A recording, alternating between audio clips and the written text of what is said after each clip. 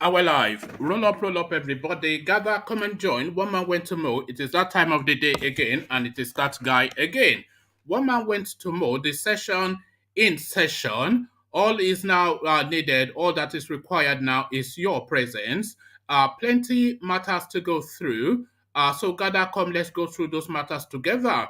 You know how we do it. You know why we do it, and you know where we do it. So we're doing it now. Where are you? One man went to mow, the eagle has landed. Water, only water. Water, only water. Where is Sima? Water, water, water, water, water, water, water, water, water, water, water. Water, only water. Where is Sima? Hapa o naido.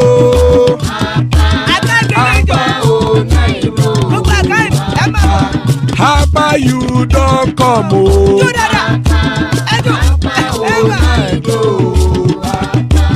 Hapa o naido.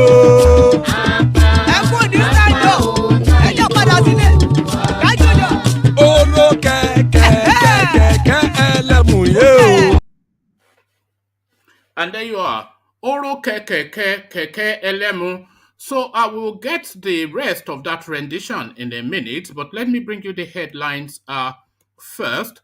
Oro keke elemu. As guys, I bring you this. Media, ungrateful Nigerians, slanting NDA attack as failure of Buhari regime. FEMI Adesina, of course, no one else.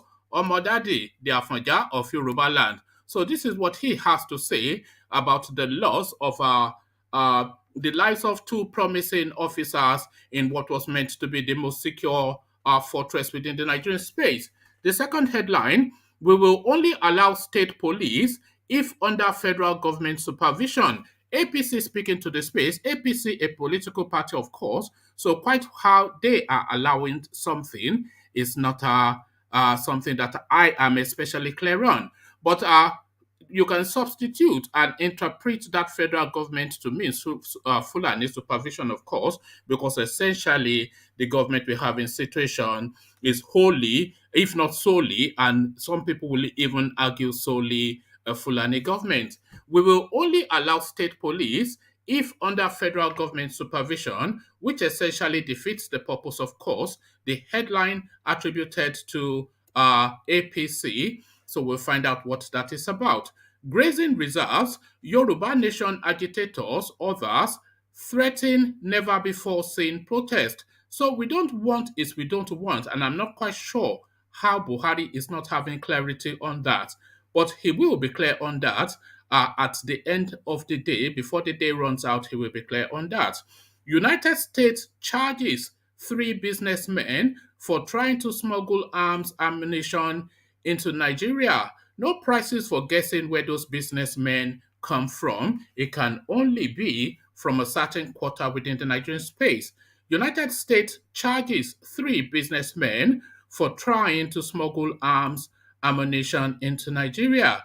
So we'll find out what that is all about as well. And this a bit of a satellite story will bring you it nevertheless. It's a bit left field. Sierra Leone expresses support for Nigeria Morocco gas pipeline project.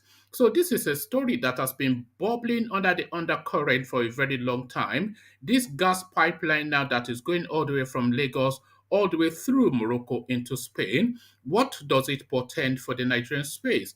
Taking our gas from Lagos and ferrying it all the way through Sierra Leone to Morocco. Sierra Leone expresses support for Nigeria-Morocco gas line project. So we'll go through that and reflect on what that means and portends for the Nigerian state. So plenty to go through. I am in situation, the stories about to be recited to you in a moment. All that completes the session now is your presence. So gather, come and join. The usual form, there's a link in the comment section that says StreamYard. So if you click on that, then that brings you on the screen just like you're seeing me now, and you will interact with the talking points just as soon as I've narrated them. So it's an open mic session, as I said, an open microphone session, as I always say.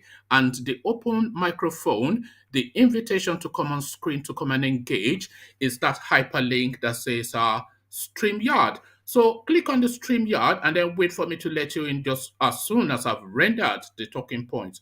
But before I render the talking point, let's just take now, let's enjoy now the last half of the K Guides.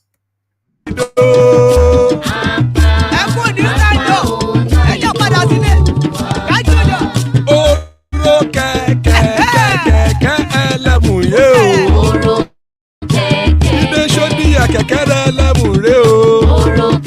Bobby Master kẹ̀kẹ́rẹ́ lẹ́mùrè o. Chifu Faila ti kẹ̀kẹ́rẹ́ lẹ́mùrè o.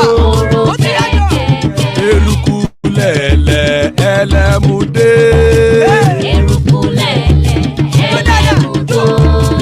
Eruku lẹ̀lẹ̀ ẹgbẹ́ ẹlẹ́mùdódò jàre o. Eruku lẹ̀lẹ̀ Ghana ti dé ẹgbẹ́ bọ́dì. Ọmọ ẹlẹ́yẹ ẹ̀yẹ o ó dilé o. Odú ìyẹ̀lá ẹ̀yẹ o ó dilé o. Petrosoname ẹ̀yẹ o ó dilé o. Petrosodunke ẹ̀yẹ rẹ̀ ó dilé o. Ẹlẹ́kọ̀ ọ̀run mú ìní o.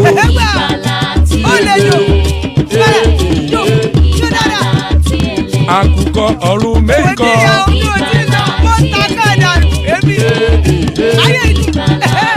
Ikú kò ní rí wa gbéṣe o.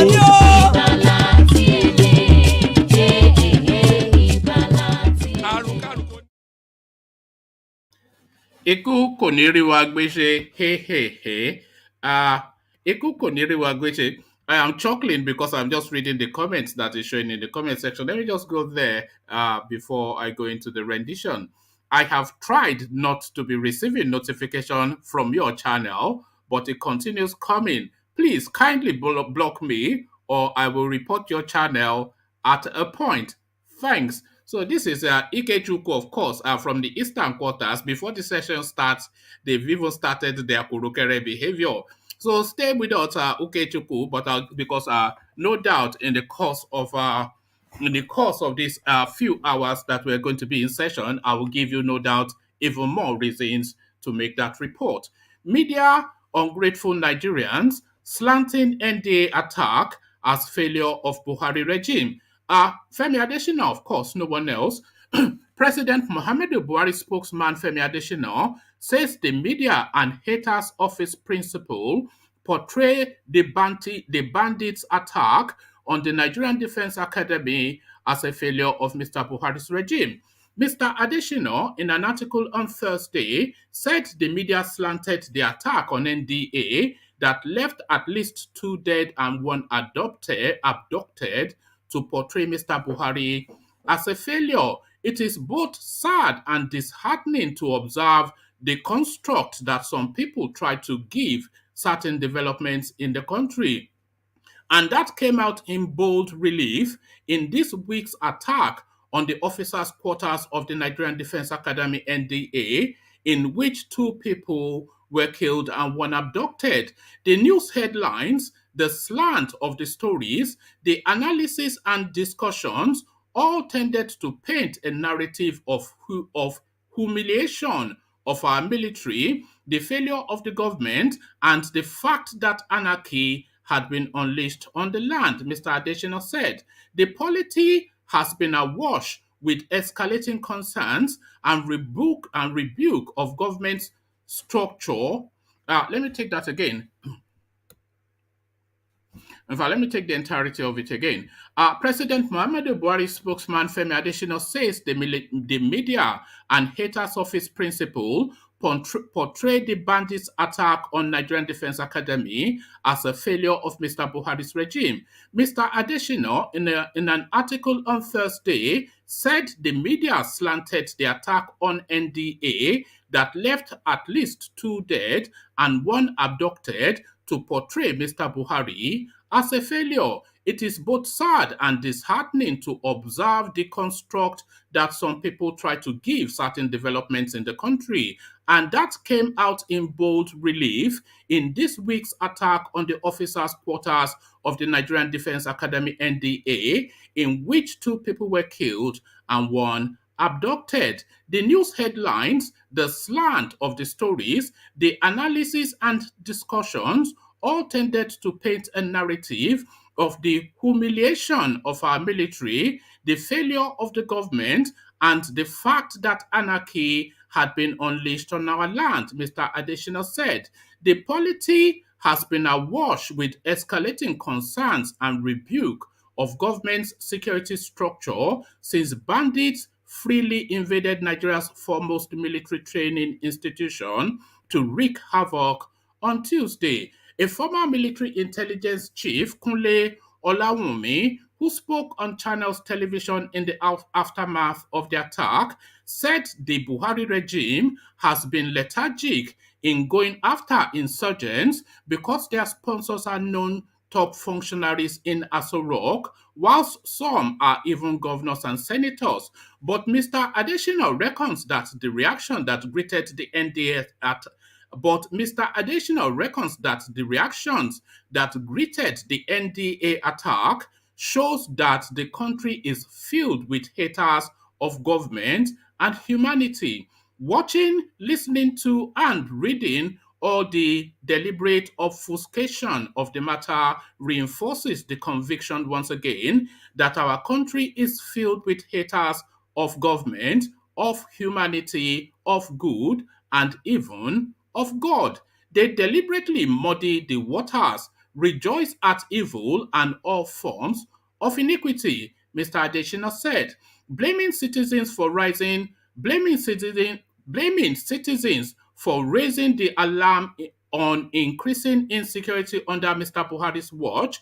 Mr. Adesina said, "What kind of people are we really? Instead of rallying our military, encouraging them and spurring the government further into action, they say the foulest things that can come from the nether region.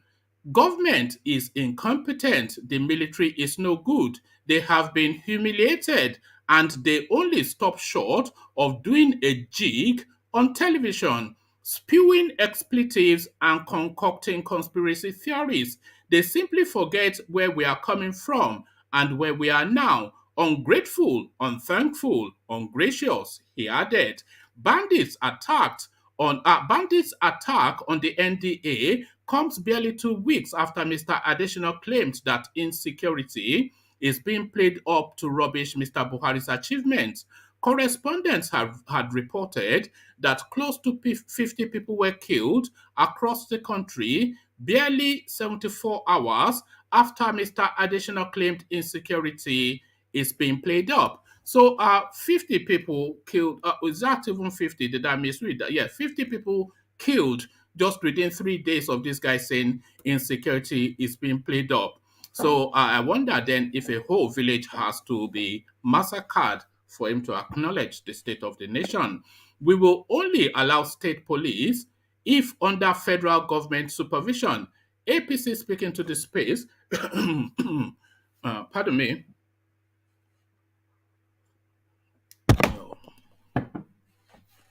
The All Progressive Congress APC has given conditions by which it would support the clamor for the establishment of state police across the country. Speaking through Salihu Lukman, Director General of its Progressive Governors Forum PGF on Friday in Abuja, the ruling party said it would only allow state police to operate if it was under the supervision and control of the federal police. There are conditions that must be met before any decision to establish state police can serve as good response to Nigeria's security challenges. This includes the requirement that the processes of regulating the operations of the state police should be centralized as part of the functions of the federal police. Under that, for instance, issues of recruitment, qualifications, background checks for those to be recruited, enforcement of disciplinary requirements, arms procurement, and training for weapon handling, amongst others, should be handled at the federal level. At the federal level, Mr. Lukman said. So let's just go through that paragraph as a standalone, because this is exactly just okay. Let me read it again and then see what you're making of it. So it's saying under that, for instance, issues of requirement of recruitment. So under that, for instance, issues of recruitment, qualification, background checks for those to be recruited, enforcement of disciplinary requirements, arms procurement, and training for weapons handling, amongst others, should be at the federal level. So if the recruitment of state police are at the federal level, then nothing really changes. So you are not then localizing police within where the immediate needs are. This is the thing. This is the problem. So they are saying exactly that nothing will change. So if the recruitment of state police is at the federal level, then the situation that obtains at the moment when they will recruit a police officer from Borno and go and put him in Ekiti, where he doesn't understand the lay of the land, where he doesn't understand the language of the people, where the people don't trust him and he is uncomfortable there. There is no affinity between a man from Borno and a man in Ekiti. Therefore, the policing is compromised. The situation we have that has led us to this point is what these people are insisting should continue. Issues of recruitment, qualification, background checks for those to be recruited, enforcement of disciplinary requirements, arms procurement, and training for weapon handling should be at the federal level. So no change. Everything changes but remains the same. It's the recommendation of the Fulani party. Making comparisons with higher institutions and the National University Commission, Mr. Lukman said the situation would be like when the NUC serves as the regulatory body enforcing standards across all Nigerian universities. On the issue of funding, he said that there was also a need for a new arrangement once the creation of state police was considered to ensure that they operated effectively. According to him, such arrangements should insulate the operations of the federal police. So there you have it. Fulani police, Fulani supervision over policing in Oyo State is the recommendation of the APC. Grazing reserves, Yoruba Nation agitators' orders threaten never before seen protest. Yoruba Nation agitators and other self-determination proponents have threatened that there will be a never seen before mass revolt in states that give room for grazing reserves in southern region of Nigeria. The agitators, under the aegis of the Nigerian Indigenous Nationalities Alliance for Self-Determination, made this known in a statement titled Governors in the Southern Region that welcome federal government's grazing reserves should be prepared for a never seen before mass action. NINAS, the coordinating platform for the umbrella bodies of self-determination groups in the South and Middle Belt of Nigeria, with Ilana Omo Odua representing the Southwest, Lower Niger Congress representing the South-South, and Southeast and Middle Belt Renaissance movements representing the Middle Belt.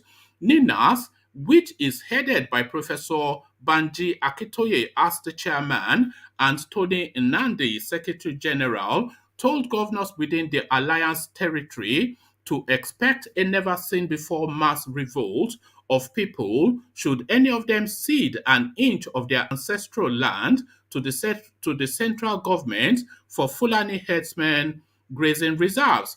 Correspondents report that President Major General Buhari had on August the 19th approved controversial review of 368 grazing reserves across 25 states in the country.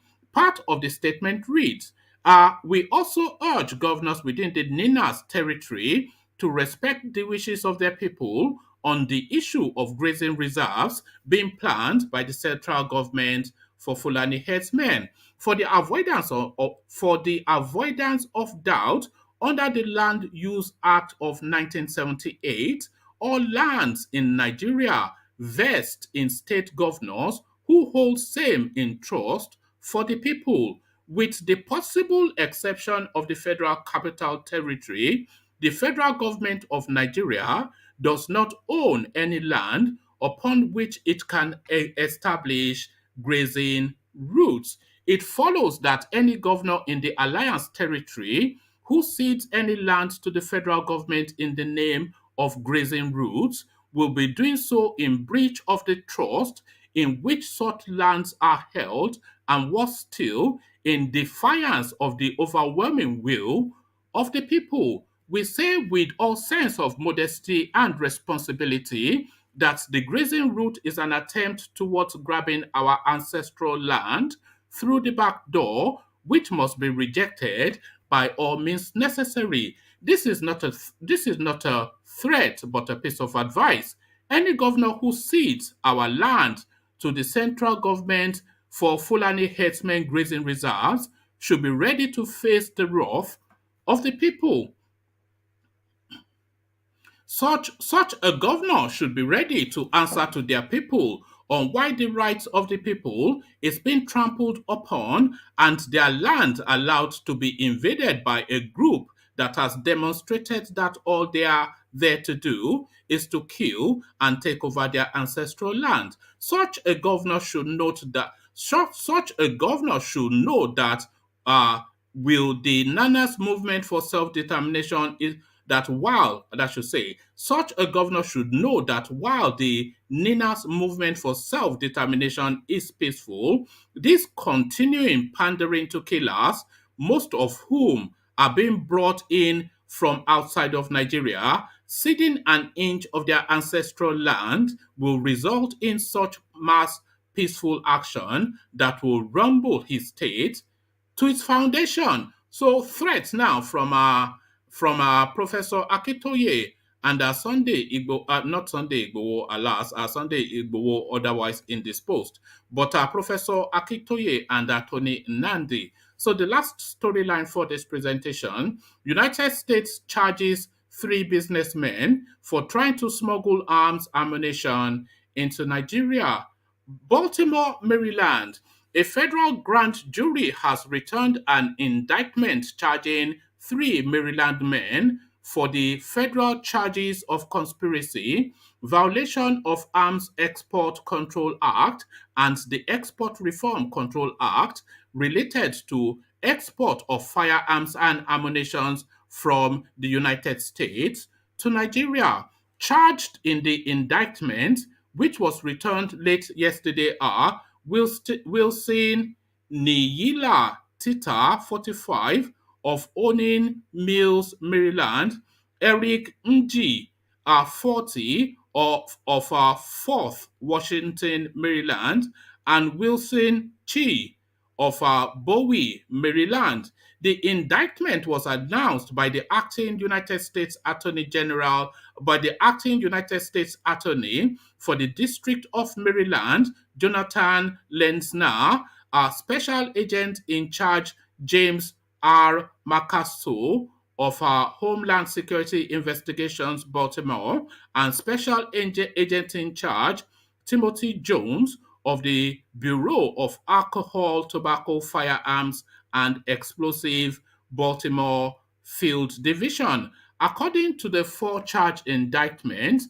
from at least November 2017 through July 2019, the defendants conspired with each other and with others to export from the United States to Nigeria defense articles and items identified on the United States munitions list and the commerce control list without first obtaining export licenses.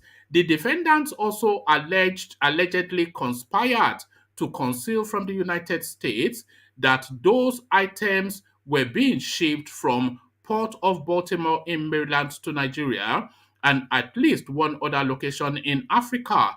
The defendants and their co-conspirators allegedly contributed funds for the purchase of firearms, ammunition, reloading materials, and other equipment for shipping overseas. The indictment alleges that the defendants and their co-conspirators communicated about their efforts and plans to ship weapons and ammunition using an online encrypted messaging application and code words in order to conceal their activities. As detailed in the indictment, the defendants and other conspirators concealed the firearms, ammunition, rifle scopes, and other items in heavily wrapped packages and duffel bags and inside sealed compressor units, placing those items into shipping containers destined for Nigeria without obtaining the requisite licenses from the United States Department of State and the United States Department of Commerce. Further, as part of the conspiracy, one of the co-conspirators allegedly caused the submission of electronic export information to the United States government for the container, which listed materially false information which listed materially false information as to the identity of the exporter and the intermediate and ultimate consignee, as well as the ultimate destination of the container's content. Specifically, the indictment alleges that on January 17, 2019, the defendant and their co-conspirators exported, attempted to export, or caused to be exported to Nigeria articles on the USML, the export of which are controlled under the Arms Export Control Act, without first having obtained the required license or written approval from the United States Department of State, specifically 38 semi-automatic firearms, over 35,000 rounds of ammunition, and 44 magazines. So on and on it goes, but you get the gist. So you get the gist as I come into the room to see who is willing to take it on. Charles, we see you. Ajanle Koko, we see you. Ola, we see you. Baba Kure, we Well, see man, you. UK, we see you. Yes, did Charles. you read the topic I sent you? Yeah, I saw the topic, but maybe I'll go for it tomorrow. I've not yet Okay. had the chance to go through it fully. Okay. All right, but I'll keep doing that. Thank you, Charles. So good to see you, Charles, and good to see everyone else. So to Ola first, and we take the talking points. Good to see you, Ola. So Femi Adesina now comes into the space, describing Nigerians and the media as ungrateful for trying to slant the attack on the NDA as a failure of Buhari's administration. So who then would he suggest, or would you suggest then, that we place that blame on? Ola? Hello, everyone. Yeah, good to see you.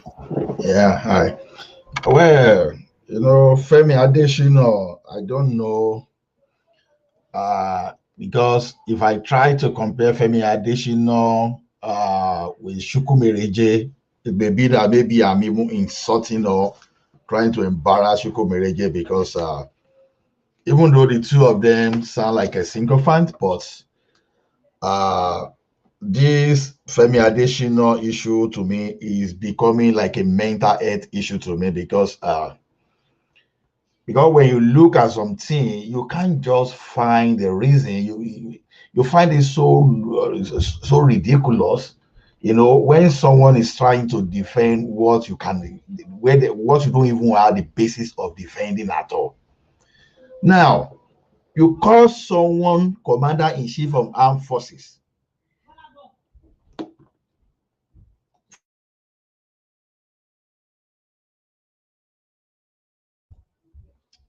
Hello. Hello, are you there? Can you No, we Yeah. can hear you. Carry on. Yeah, we're listening. So Can you hear me? Yeah, carry on. Yeah. now, when you when you call someone the commander-in-chief of armed forces, and you want to push the blames that are supposed to come to him away, now, as the commander-in-chief of armed forces, who get a brief and intelligence report from the service chiefs, and the one that appointed all the service chiefs, at least this is the one that made us believe that it is not possible for him, at least through his attitude, that to trust other to trust other people, and trust other people from the other region with the critical positions in the service in the service position. Now, when the repercussion, or when the negligence now starts staring at us, you want us just to keep quiet, just like you've been trying to silence everyone. I listened to this former naval officer, Commander. Maybe someone will just remind me of his name. The guy that was interviewed on Channels TV. The same interview that pushed Chamberlain to a serious problem. This thing. Exactly, Kunle Olawumi. When you are looking at social cultures on the Eurasia as the commander-in-chief, and the standard, that was upheld during your period, during your time, for example, or maybe before BUHARI became the head of state. That every Friday, for example, you remove the blockade and you just give free access, free pass to every dick and Nari in the name of religion to come to the barracks. So why won't this type of thing happen? Who is supposed to make sure you call yourself a disciplinarian? You are supposed to know that this place is for the military. Just by single order, you are supposed to reverse all those things. You see all those rods, he hasn't reversed anything, and some guys and the likes of FEMI Adesina is so comfortable somewhere, even uttering rubbish in the name of trying to defend the president, or trying to do the job. There are some type of job they push you that if you're a serious human being, that you just try to avoid, because all this kind of thing, they have a very long-term repercussion. Because the like of I mentioned Chukwumereje now. Look at since when Chukwumereje was the information minister, for example. The like of Eli Mohammed too, we go down the same route. You're supposed to protect your name. Now, Ola, let me give you these two paragraphs. It says these are the last two paragraphs of that part. It says bandit attack on NDA comes barely 2 weeks after Mr. Adesina claimed that insecurity is being played up to rubbish Buhari's achievements. Our correspondents had reported close to 50 people were killed across the country, barely 74 hours after Mr. Adesina claimed insecurity is being played up. So the lack of humanity of that statement to say that insecurity is being played up in Nigeria, if anything, some would suggest that insecurity is actually being underplayed in Nigeria. That is when the security is being underplayed or overplayed. I don't understand. No, he is saying that they are playing it up, that they are overstating. Femi Adesina just 2 weeks ago, he is saying that everybody is overstating the level of insecurity in the country. But then, barely 3 days after he said that, over 50 people were killed. And before he said that, of course, another 500 have been killed. And very quickly again, this NDA incident. And he is saying that they are overplaying it. It is so simple.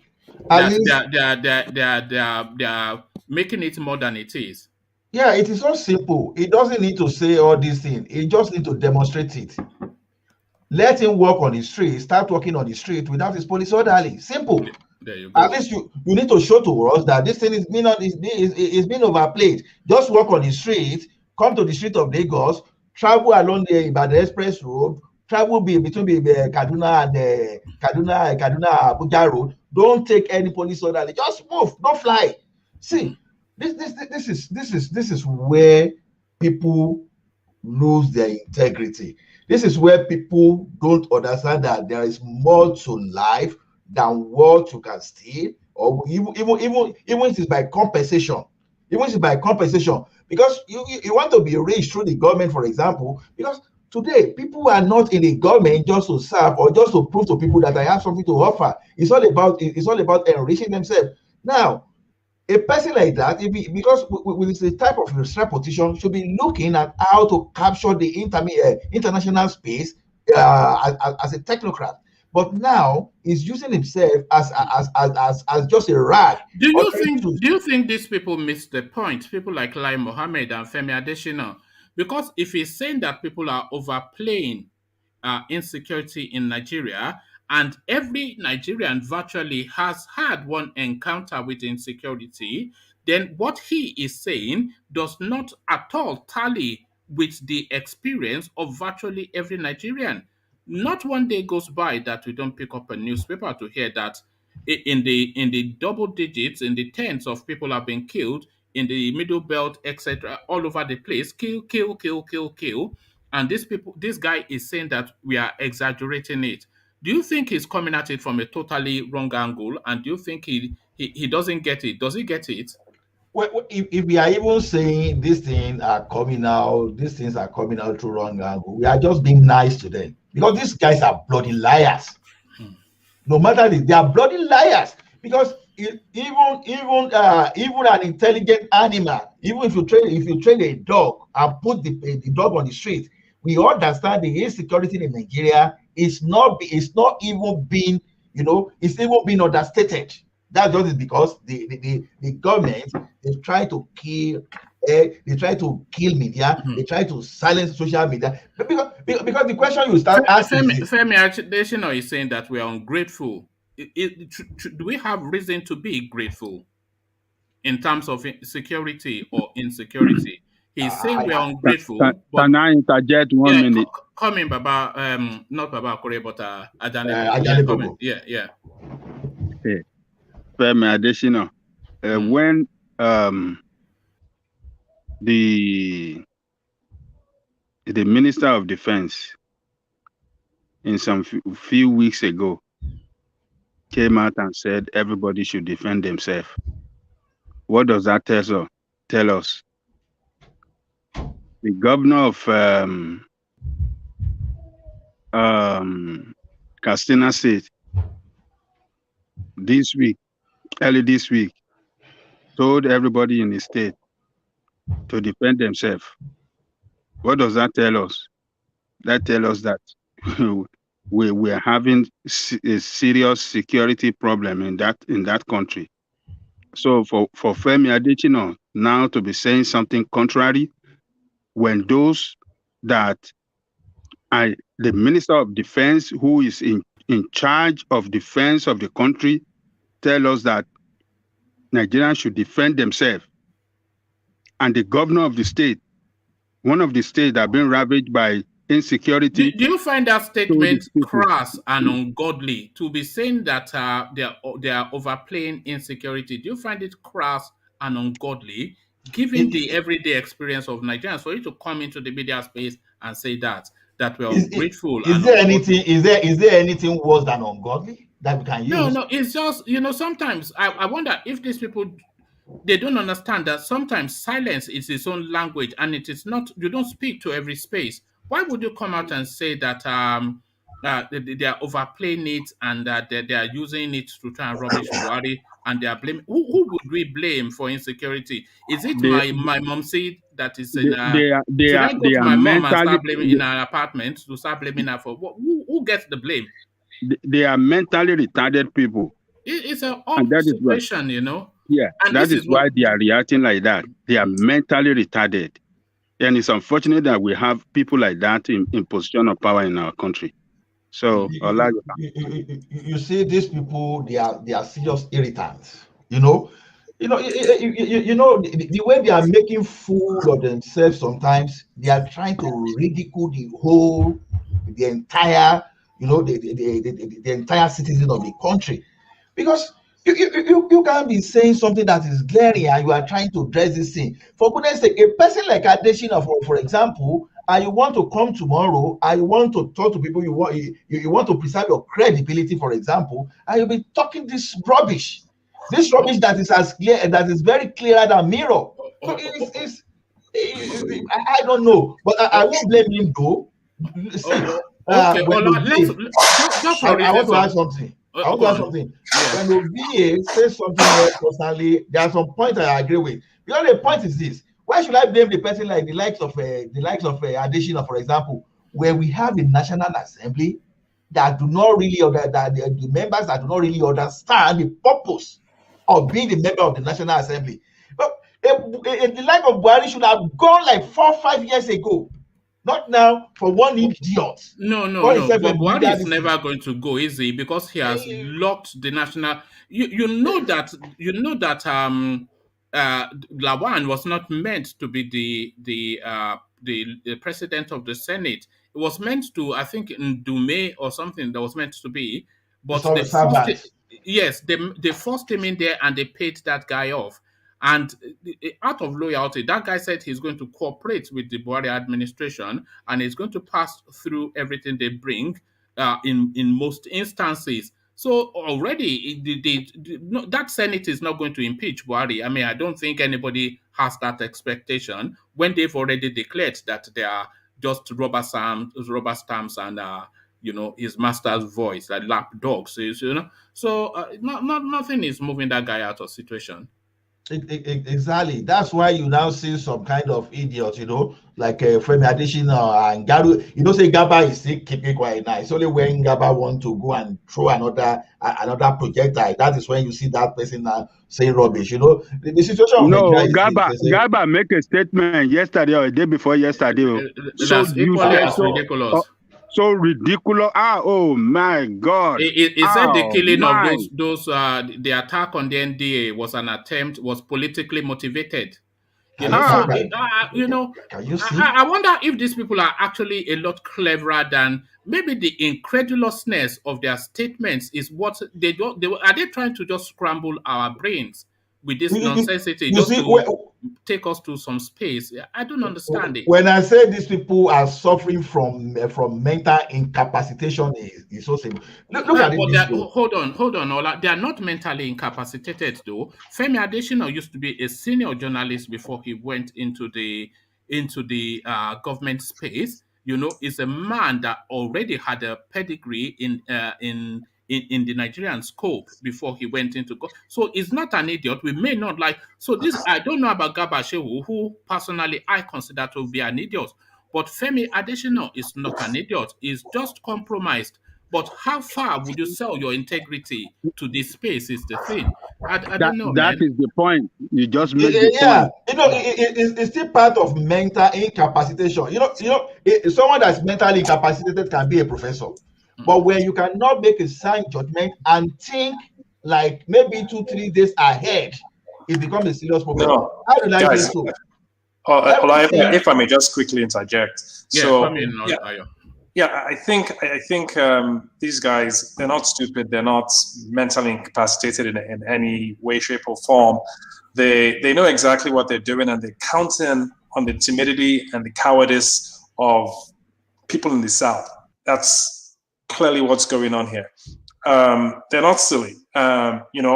It's just like, I don't know, when you're sort of like a kid and you're in the playground and you can pick on some kids and nothing will happen, and then you keep on picking on them. For those of you that are bullies, it's the same thing. And we can try and rationalize and try to intellectualize what's going on here. It's very straightforward. These guys are Islamic terrorists. Yeah. They know the South is full of timid So cowards. Adesina is a Christian. Well, it doesn't matter. I mean, obviously, Oshibajo is a pastor. you're going to be able to co-opt a couple of Southerners here and there. I mean, that even happened during slavery, where a couple of black people were co-opted. So you may have a couple of willing accomplices that are from the South, but by and large, the agenda is very clear for anyone to see. It's time for men to be men and stop intellectualizing. At some point in time, it doesn't matter how much suffering you've had or how good your life has been. There's a time to fight, and it's not. What else do you guys? What else are we waiting to see here? What else? I mean, these guys have what's the word? They have done everything. They have raped your women. They have stolen your land. They have terrorized you. They have ruined your culture. And we're still intellectualizing, saying that for some reason they are mentally incapacitated. No, they're not. They're doing what men do. They're conquering. And until we get that in our heads, and we need to start fighting back, and it doesn't matter if we don't have the law on our hands or if we don't have the law on our side. This is a tyrannical government. We're being run by a tyrannical government. The only way to fight a tyrannical government is revolution. And if you don't want to have revolution, then it needs to be pockets of violence. Nothing else. I think we might well get to that revolution fairly quickly if the soundings. But let me hold on. Let me respond. No, don't respond. Charles. Hold on, Charles. Let Charles chime in, and I'll take you to a different topic, Ola, just for reasons of time and to keep things flowing. So, Charles, now we kind of predicted that. All the things happening. He predicted that's gonna happen. No, all the things happen now can predict gonna happen. You see? Do you know a different song, Charles? You sing the same song every single day. It happened. Guess he's alive. It's true. Anything predict happening right now. What's the predict? So don't tell me that everything happening right now. You see, you gotta understand. You see, something you gotta understand. Someone's saying you the truth and you're not listening, it will eventually come back to you and you get it. That's what Nigerians will get. That's fine. Hold on, Charles. Well, we know all that, and we listen to Nnamdi Kanu as much as you do, probably even more. So we know what he has to say, and we're able to decipher. That guy's rubbish. That guy saying the things happening. That guy is nonsense. I dare him to go in the street. I dare him. That guy going to. He'll be killed. No, he wouldn't go in the streets because he knows full well that the country is the most insecure it has ever been. That guy is rubbish. And we all know that. This is why we are all scratching our heads. McCollum have to that guy. Shame on to that guy. All right. Thank you, Charles. One man, before you go ahead, I just want to correct one impression. When I say they are mentally incapacitated, it's just... No, I think we understand. You're saying they can be intellectual and still of wrong functioning. When you say Papa, when Papa starts doing something, these people, they are doing this thing without knowing that they will eat from whatever bag they are doing now, right in their lifetime. That's what I meant by. That's why I said. I agree with that. You see, these people will think that they insulate themselves with the security that they have around themselves. But if the country continues to spiral in the way it is, they will have to insulate themselves even more. So if they were walking around with 3-4 soldiers, they will have to walk around with 7-8 and then 10-12 to the point that they will have a convoy to go to the shops. So this is the state. So they will remain safe within that convoy of 50 people, but they will then need that convoy of 50 people just to step out of their front door. So this is the thing. They think they are insulated, but really the insecurity is vesting upon them too. Which way out of that insecurity? The states are saying state police, but APC has other ideas. Oladi's headline: we will only allow state police if under federal supervision. This is the APC party speaking to the space, and these are the criteria that they are setting. They are saying under that, for instance, issues of recruitment, qualifications, background checks for those recruited, enforcement of disciplinary requirements, arms procurement, and training for weapon handling, amongst others, will be handled at the federal level. So state police, imagine, for instance, then the police force of Ondo State, of Enugu State, the recruitment of it is centrally located, so still being recruited from Abuja, and Abuja, of course, recruiting federally. So the situation remains the same. Malam Ding Dong from Yobe, policing Kaduna. What are you making of that? That the recruitment of state police should be federally situated. Is that not a contradiction in terms? You will see that these guys actually think that Nigerians are those people just to play with, or you just joke with Nigerians because after all there will be no reactions, there will be no consequences. So the other thing is this: What is the problem of Nigeria, for example, for now? Over centralization. As for me, idiot, I'm sorry if I use this word too often today because I'm actually angry after listening to so many things after the past 2 days. See, we want to decentralize, and some people are still finding a way to bring that into the center. The question is this: why is the voice for the state police creation is louder than it has ever been before? When someone we just think that it can use the state instrument against a particular ethnic group, or no, you use that one to insulate your own ethnic group at the expense of others, and you still want to continue that way. Because the problem is this: when you see the federal government or whosoever that is representing the federal government that starts saying that, okay, a federal government will grant this, we have to be very careful of what we accept from them. An example is what these people are doing. Now, if you recruit police from the central, to who you want to recruit for the state? Do you know the requirement of the state? Why should you be the one to do that? I want to protect myself. I want to protect my environment. And let's say my mayor of city said, okay, I'm the one that is going to recruit for your surrounding, or I recruit security people for your company. Is that not crazy? So now, no, it defeats the purpose, the doesn't it, purpose, Ola? exactly. When you are saying state police, and the very essence of it is to have a police force that would the local police force that would deal Exactly. with localized issues. The clue is in the name. It says state police. The clue is in the word state police. Exactly. So if you are federally recruiting it, does that will the federal space then come into the locality of the local space to come and identify who fits for purpose, or is the state? I mean, it's just it's unbelievable. Exactly. The federal You get my that point. You get my yes, point. I mean, yes.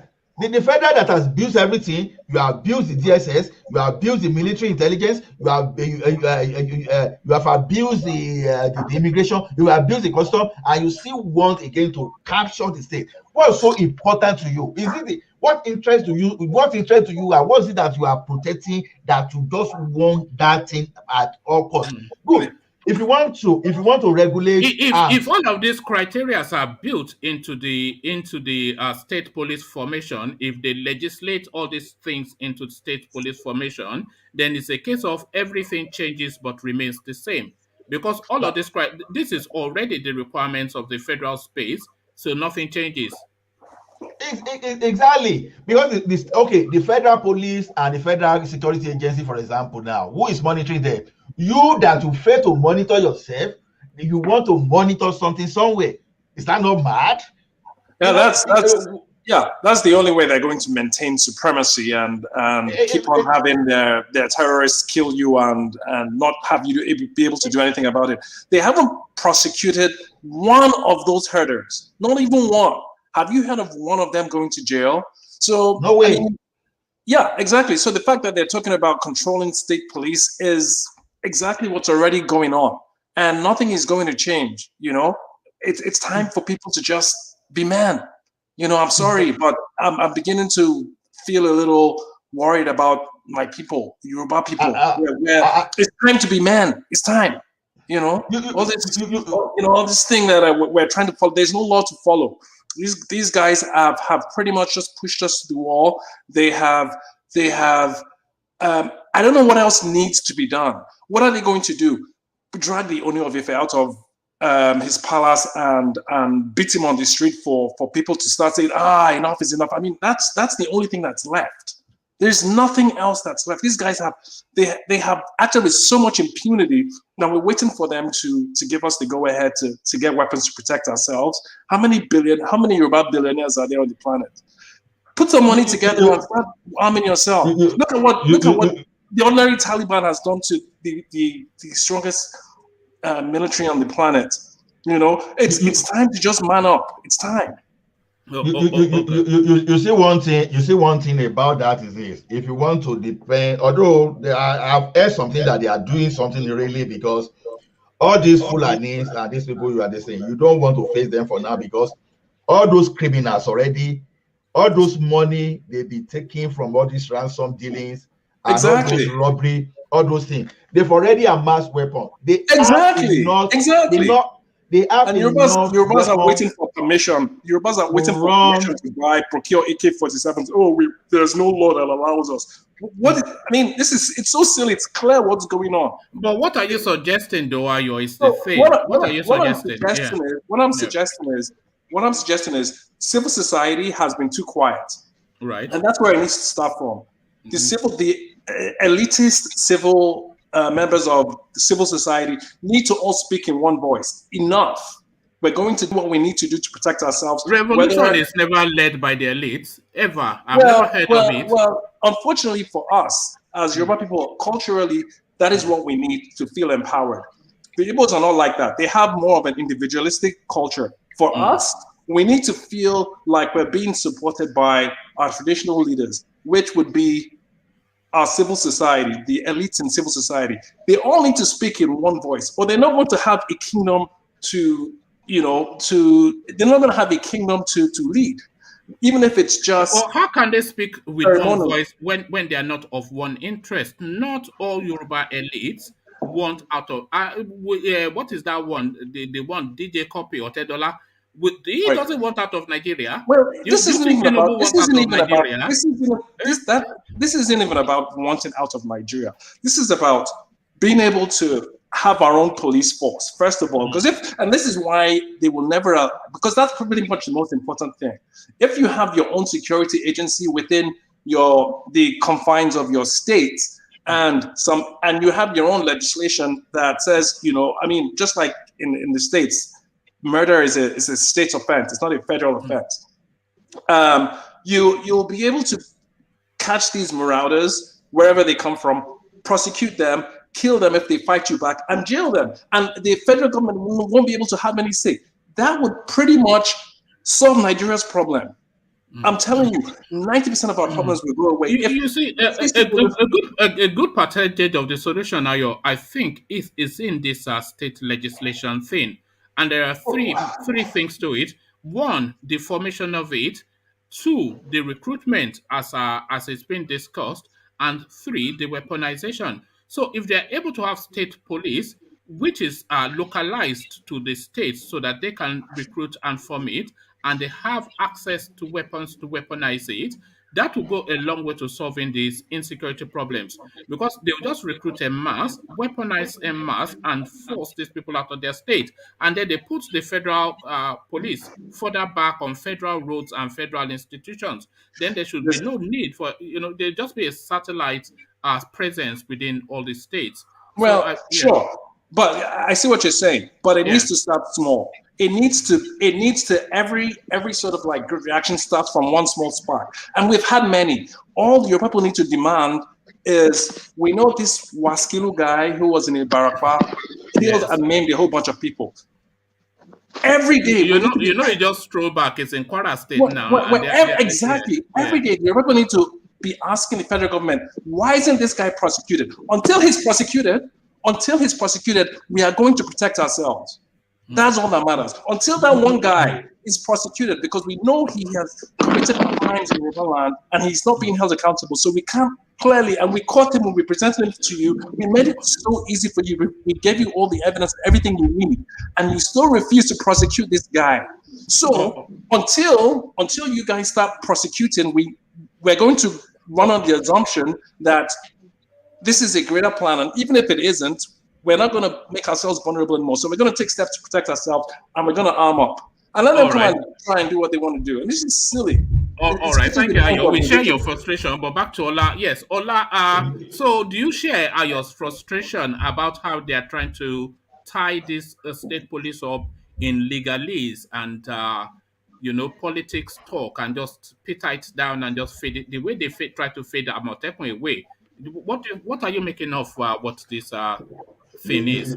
You see, every reasonable Nigerian will be frustrated at whatever these people are doing. For example, when they introduced Ishba, for example, Ishba is a state police, basically. Exactly. It is. Did you ever see anybody from the South raising their voices that they want to control that? No. It is only these people The same people were the set of people that Gideon Oka wanted out of the country. So the thing is, you know why I said mention impeachment the other time that sounded funny was this.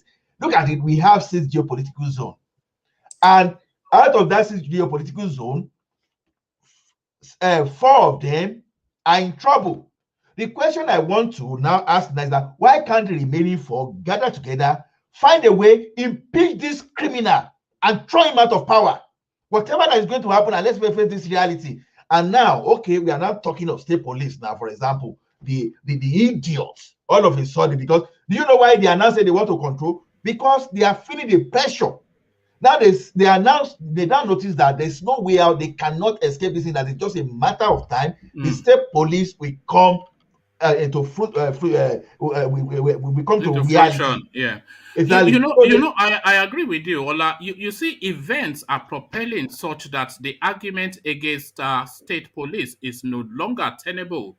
The country is imploding. There's insurgency, banditry, criminality everywhere, and it is starting to overwhelm. It has already overwhelmed the system.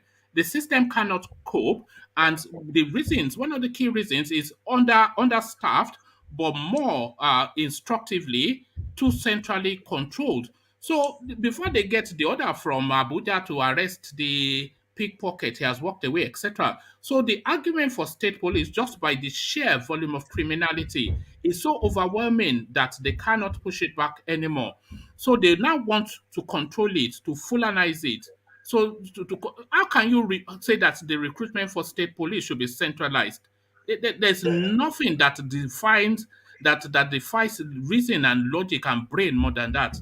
They say something is state police, you say it should be centralized. What does that even mean? When this guy are not centralizing the Etiala vigilante group, for example, can you see? So by the action, you see the way they kill Amotekun right from the beginning.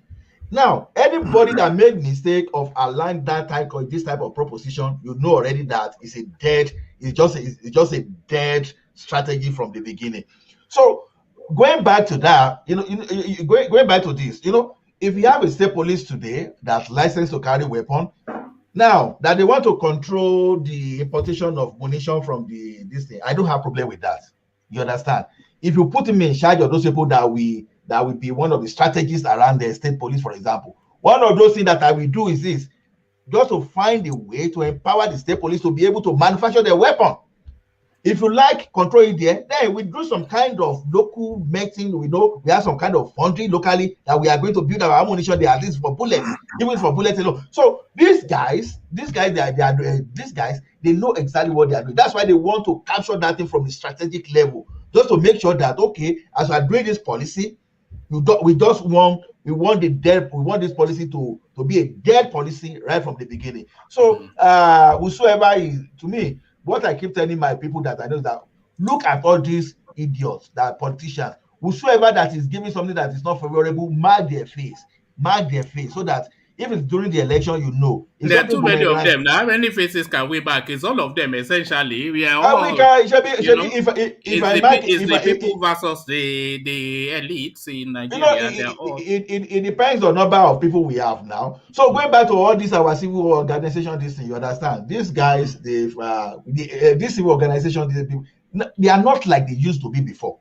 Now, most of them, even you can say at least 50% of them are cash and carry. For example, now, look at the Nigerian Labour Congress, for example. You want to raise fuel pump price. Now, when the government raised that thing, the government must have had a meeting with them. They say, okay, push it to 200. We will fight. At the end of the day, we meet we meet in the middle and put it at 150. So we can't depend on those. So these people are not like when we used to have Kokori. All right, Ola. Let me hold you in that civil organization space, but take you from there to another narrative. So this now are talking tough and punchy words. Grazing reserves, Yoruba nation agitators, others threaten never before seen protest. So cede any inch of land is under the NINA's banner now. So this is Professor Banji Akitoye and Tony Nnamdi speaking now, that enough is enough. The one thing that red line now that must not be crossed is ceding our lands to this grazing idea. So cede any land in the southern regions and you'll feel the wrath of the people. It's the tough talking coming out of Ninas led by Professor Akitoye and Tony Nandi. Is it just a blowharding, or do you think there's some potency to this? Bola? They should not please wait till they see the land. What they should rather do is they have to be proactive, engage. I said something the other day that now that a reasonable government for now, that if you've not surveyed everything, if you've not decided everything under you, do it now and stop issuing out C of O to anybody now until Buhari leave that office. Make sure that whatever you have, protect it. Those are the things that I want our people to do. Stop the government from issuing any C of O, just to make sure you protect. Because how do you do that? You can't do that. How do you stop the government from issuing C of O? It is not subject to public referendum. It's done behind closed doors. That's just my opinion, exactly. Now, how do you do that? Just tell all these governors, because we don't want someone to come through the back door. I give you C of O now, that Buhari, the next thing, one the so-called Fulani, foreign Fulani S-men are doing this thing. We have to guide against those hungry people. There are some hungry people, especially within Yoruba, that they can even sell their birthright.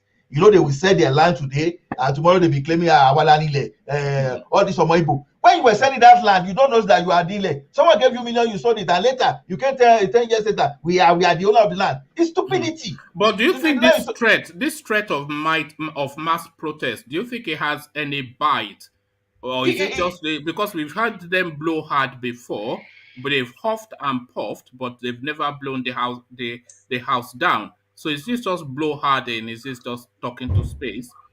Let's see. Don't let me preempt. Don't let me just say they can do. Don't let me say every threat. Now, one thing is that when you promise to do something, you fail to do that, then you ridicule yourself. So next time, by the time you try it, you just say the dog has started barking again. You understand? So let's look at what they are going to do. I'm still monitoring all these governors, for example, that Southside governor that gave themselves that ultimatum to pass the anti-open grazing this thing. Now, if they fail to do that, then they've already sent signal to the federal government that they are just a bunch of jokers. So the same way, I want to see these people. I won't dampen them. Let's see how they are going to do that. Because to me, if you give me that suggestion now, this is the time now to find a way to give Gani Adams, that everybody support him, to make sure that they guide all the land in Yoruba land. So whosoever that want to see that, I don't guide it traditionally. You understand? When they say they want one level, this thing, let them step into that place where whatever they see, let them go and die like a week or the day thereafter. So when you look at, I still know that there are this kind of traditional power in the land. For example, no. If we are starting to rely on traditional powers, then we've lost the game already. No. That's why I'm saying that we should involve the likes of Gani Adams. You understand? Because Gani Adams, has he not even turned into an Ajebota now? He's not a courageous man. He's not a courageous man. He has turned into Ajebota now. I will tell you something. If Sunday Igboho comes back from Cotonou, for example, it's not going to be the same Sunday Igboho it used to be before. Even Femi Falana you see today, that is now more Twitch now, for example, it's not the same Femi Falana that used to be in the 80s and 90s. So the thing is this. The thing is this. Once these people, once they be arrested before and they be thrown to jail, by the time they come back, the way they act, they are more cautious. No. That's not correct. But that doesn't serve the purpose. Sorry, Ola. If you are saying they are more cautious after incarceration, then that doesn't serve the purpose, does it? How many times did they arrest? I'm going somewhere. Okay, now, go ahead. When Gani Adams said that he's ready to fight, but he wants all these traditional rulers to commit themselves. Ask how many of them has committed themselves. And the traditional rulers, they are on a can for Yoruba land. Is the one carrying the title? Listen, Yeah, exactly. but Is it's the a one must. carrying the title? Is it just to go Exactly. and do But high table at you Sheraton? know, it takes For your order from Alaafin. information, To go for and your do Wait, high table at information, Sheraton. it takes. Sorry, Ajale, please, sorry, just a hold minute, on. just a minute. Okay, Just land a your minute. point and then, yeah. Now, for the Ààrẹ Ọ̀nà Kakanfò takes order from Alaafin Ọ̀yọ́, and you know the heads of council that Alaafin Ọ̀yọ́ is commanding. So you see the vested interest already. Now this man said, let all these monarchs support. They are not supporting. Now he made an example. He sent his people to arrest Wakili and all these things. Those people that arrested Wakili and Co now, where are they today? They are still at the Agodi. And our governors, even Seyi Makinde, and all the ranting, all the effort that we are going to bring this thing up, those people are still in jail there. And they are still talking about Sorry, Ola, and they this is release them. and this is Ola, they release them already. They arrested them again. They arrested them again. Oh, okay. Guy, and this is hold on, Ayo. Sorry. Let Ajanle Koko intercede, and then I'll capture your thoughts as well, and then I'll move Ola on to a different story. So, Ajanle Koko, to you. You see, Ààrẹ Ọ̀nà Kakanfò cannot do anything behind Alaafin if Alaafin does not give him approval or authority to go and do anything. He can't make an inch. So all those bragging is bragging. He cannot do anything except Alaafin say, go. That is the agreement between two of them when he was given that title. Are you suggesting the Alaafin is holding him back? Well, you know, Alaafin being one of the foremost, or maybe the bracket of the foremost king in Yoruba land, they don't they look before they leave. You know, that's our culture. It's still looking. Alaafin is still looking. It's still not saying it. It's not saying traditional, it. Traditional leader. Yoruba culture is different from Igbo culture. Just like Ayo mentioned that Igbo culture is more of individualistic, but more reactionary. We look up to the elders. Yeah. When elders speak, that is it. So, and they know the weight that their messages carry. So maybe Alaafin should speak up now, because if it's not now, then never. Basharun Ga was always giving Alaafin hell. So yes, maybe to some degree, the Alaafin is the supreme leader, but he has that in Yoruba culture traditionally. There's a way he's checked, and it's usually by the Basharun. And there was one specifically in Yoruba history that was notorious for slaying the Alaafins, Basharun Ga. So yes, there are checks and balances built in, and if you have an Alaafin that isn't doing the bidding of the Yoruba people, then there are ways that Alaafin needs to be checked. And I'm not saying that anything outlandish should be done, but if the Ààrẹ Ọ̀nà Kakanfò sort of like pushed a little harder, he's not a man. I mean, his body language says it all. You don't see it in him, do you? You don't see. No, he's not a man of courage. No, he's not the man for this space. Exactly. So we can say that they were now saying Ààrẹ Ọ̀nà Kakanfò, then they go and spray Wasiu. That is what the title for barista. We can say all we want that he has to take orders from the Alaafin, and yes, traditionally that is the thing. But in this current climate, I don't think any of our premium leadership, any of the sort of like top kings would oppose if he was a little more forceful. I mean, there's no force coming from anywhere. The only place a force was coming from was what this guy does? He calls meetings. This is what he does. The only guy with true balls that a man would recognize is Igboho, and that is why the government went after him. Because you don't have to. Listen, you don't have to be an intelligence. If you are a man, you recognize when a man is not playing. You know it. They knew Igboho wasn't playing, and that's why they went after him. All these other clowns are just clowns. They're there to fill their positions. Ayo is right. You know why I differ from that opinion is this. You see, we have to put ourselves in situations sometimes. Like Yoruba will say, Moja Mosa, see, if there's something you don't rush. Wait, let me land. You see, sometimes you don't rush into something blindly. Moja Mosa. Because when Abiola won June 12th, this is you know what Moja Mosa means in English, Ola? It means he who fights and runs away. You know the runaway is predicated by the fight. You have to fight and run away. What fight have you fought before? Mosa, this is Mosa, not Moja Mosa. Wait. Huh? Now, for example,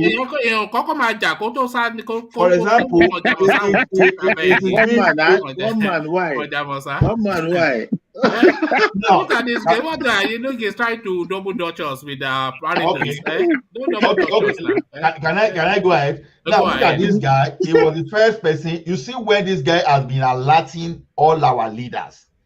You see, when you want to fight for the whole civilization, you want to fight for a whole town, a whole state, you understand? You can't do that alone. Otherwise, they will make you a sacrifice.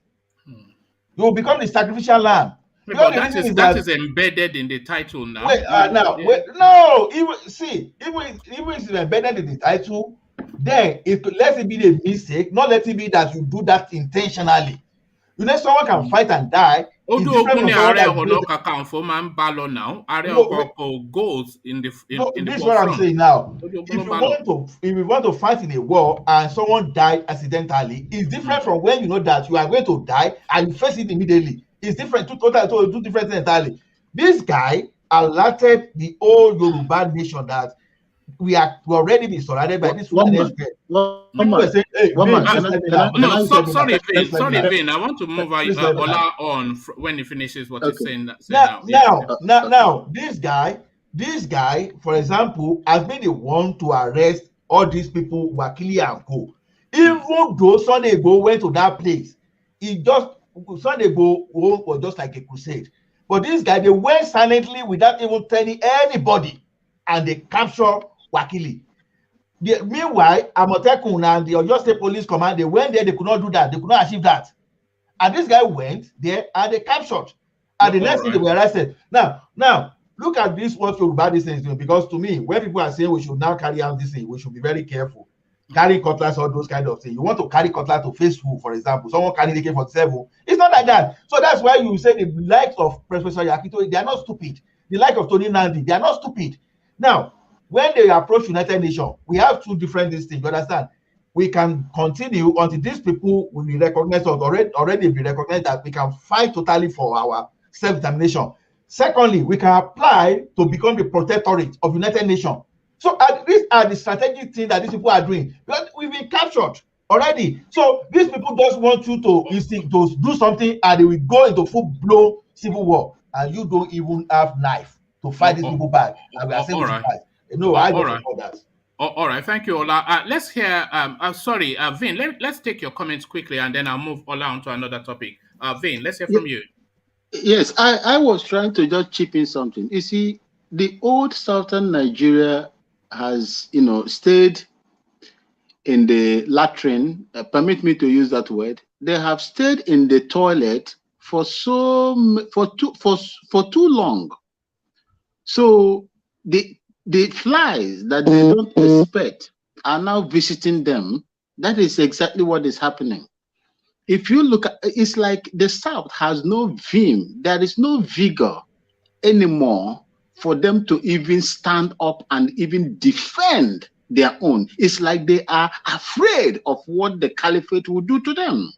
That is why I said, one man, our people have stayed too long in the toilet, and so the I wouldn't say, because Ayo speaks in this tone as well, I wouldn't say it's necessarily fair. I think it's more pragmatism.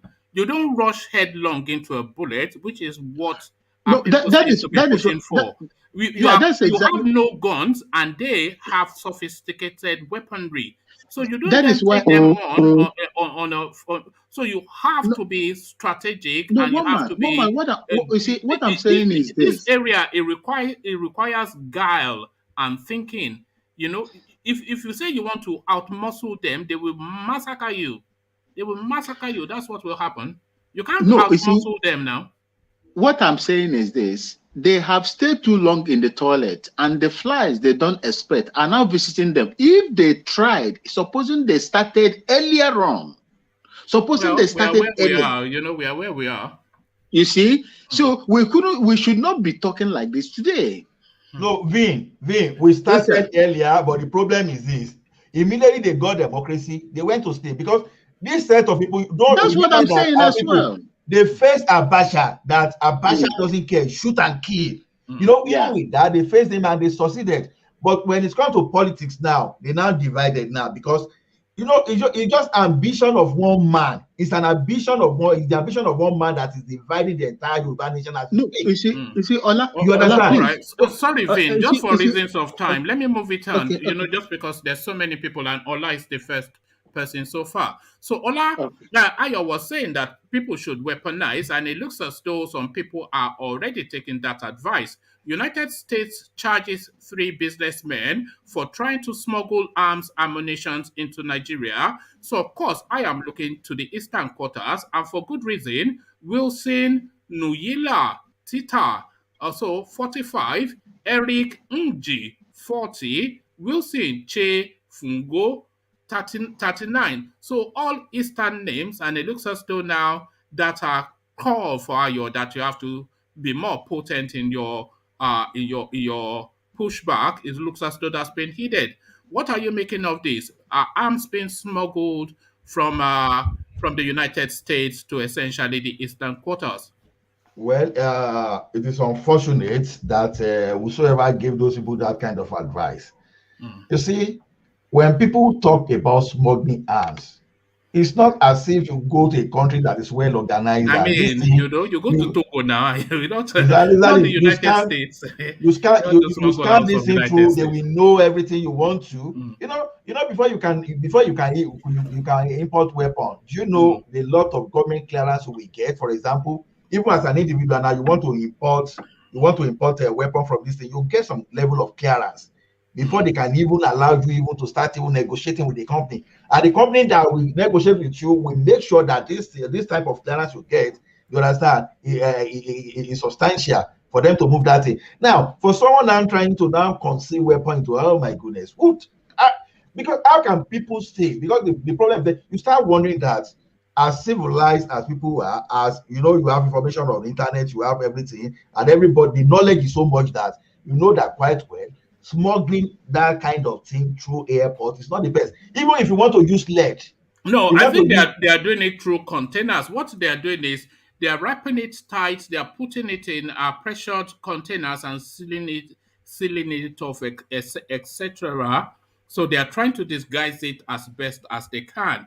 But the mistake that they made, which you said, and I agree, is that they are trying to smuggle it from the United States, which is one of the most sophisticated systems in the world. So that's the schoolboy error right there. Now you see container is made of steel. And once you just beam those X-ray, you know the X-ray they use to scan at the airport is even more powerful than the one they use for medical, for example. So for example, by the time you give the light to all those things, it's going to capture everything. That's what I'm saying. Even if you use lead, except you want to use lead, and when you want to use lead, that means you are going to use a very stick. For example, so you don't do that. You punch through the scanning system. This is cargo. You know, even it's human, we know you say maybe you can, but this is cargo. They will, you know, if you see this type of beam, they will pull on this thing. It is good. It's very hard. Even when you don't even do that, they have some other kind of detector. So can I interject? All right, Ola, thank you. The sum total of it is that they made a schoolboy error by going via America. So who wanted to interject? And then I'll go to Alexander. Was that Alexander? Yeah, it's me, Alexander. No, I was coming to you, Alexander. So interject, and then I'll take you through the talking points. Okay. When you finish, I want to say something. Yeah. Oh, okay. Or do you want to go first, then, and then I'll go to Alexander, who will have the floor next. So you see those people they mentioned their name. I work one of the in-law of that guy. So when that thing happened, and that guy wasn't in good time with the in-law, and the in-law was very, very happy when that thing happened. And that guy, one of them worked with the correctional officer, and he's a kind of in a top level of this correctional officer. So maybe he was thinking that being on that kind of security distance, that he will be able to, smuggle that in.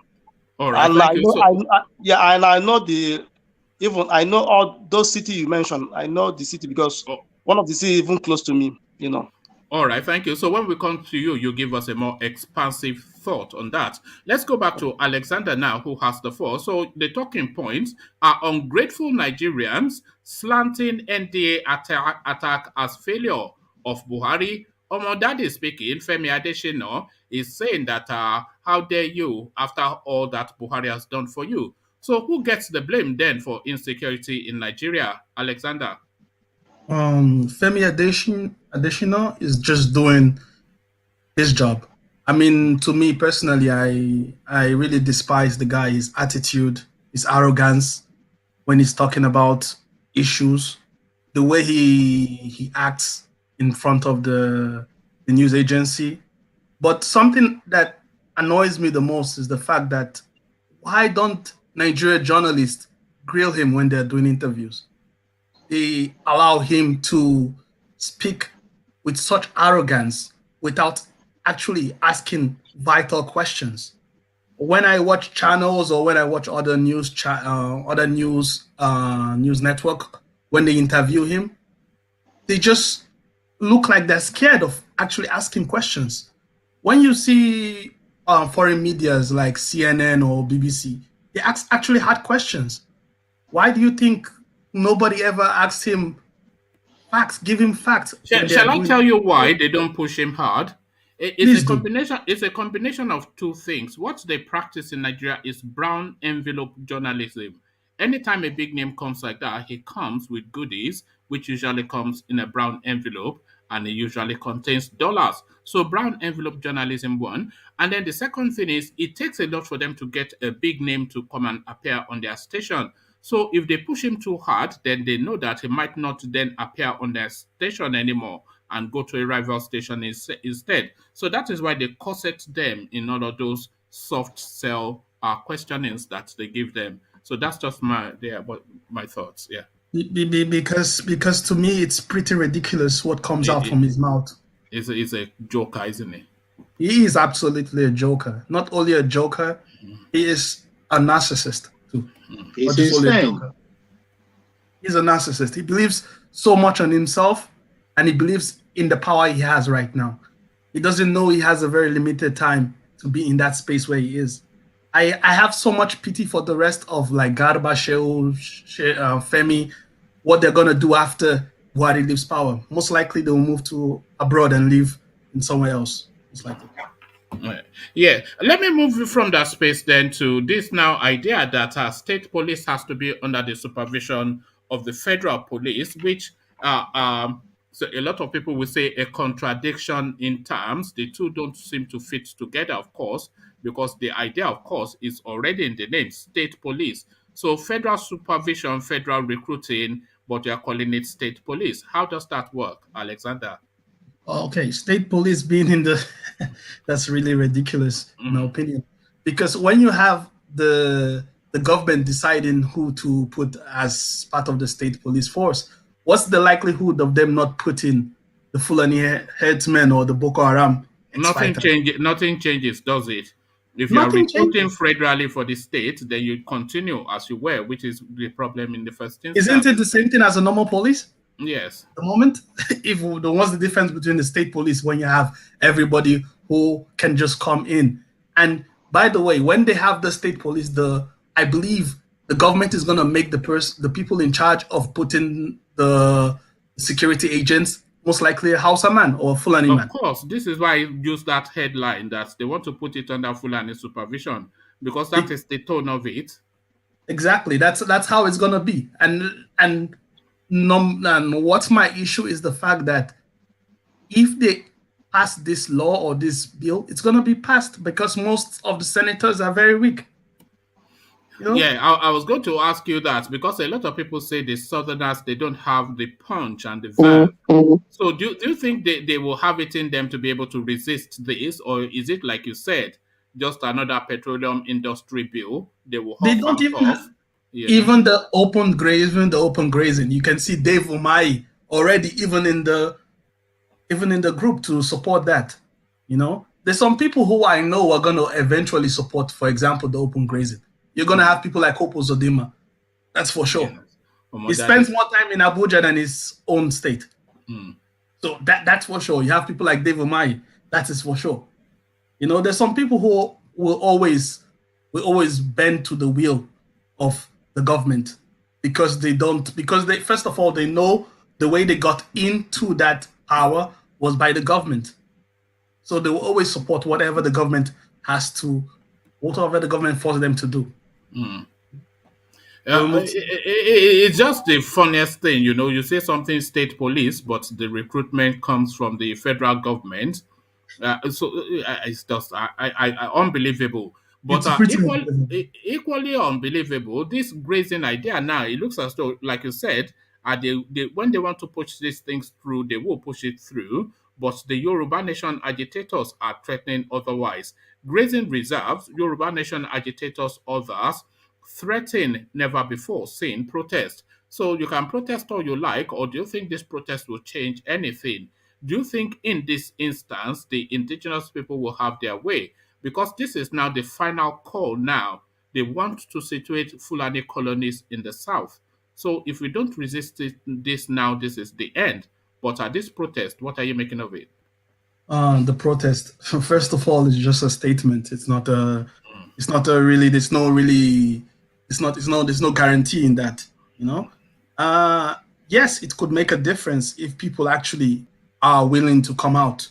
But what I've realized is that a lot of Nigerian youth and lots of Nigerian people are pretty scared to come out. You know?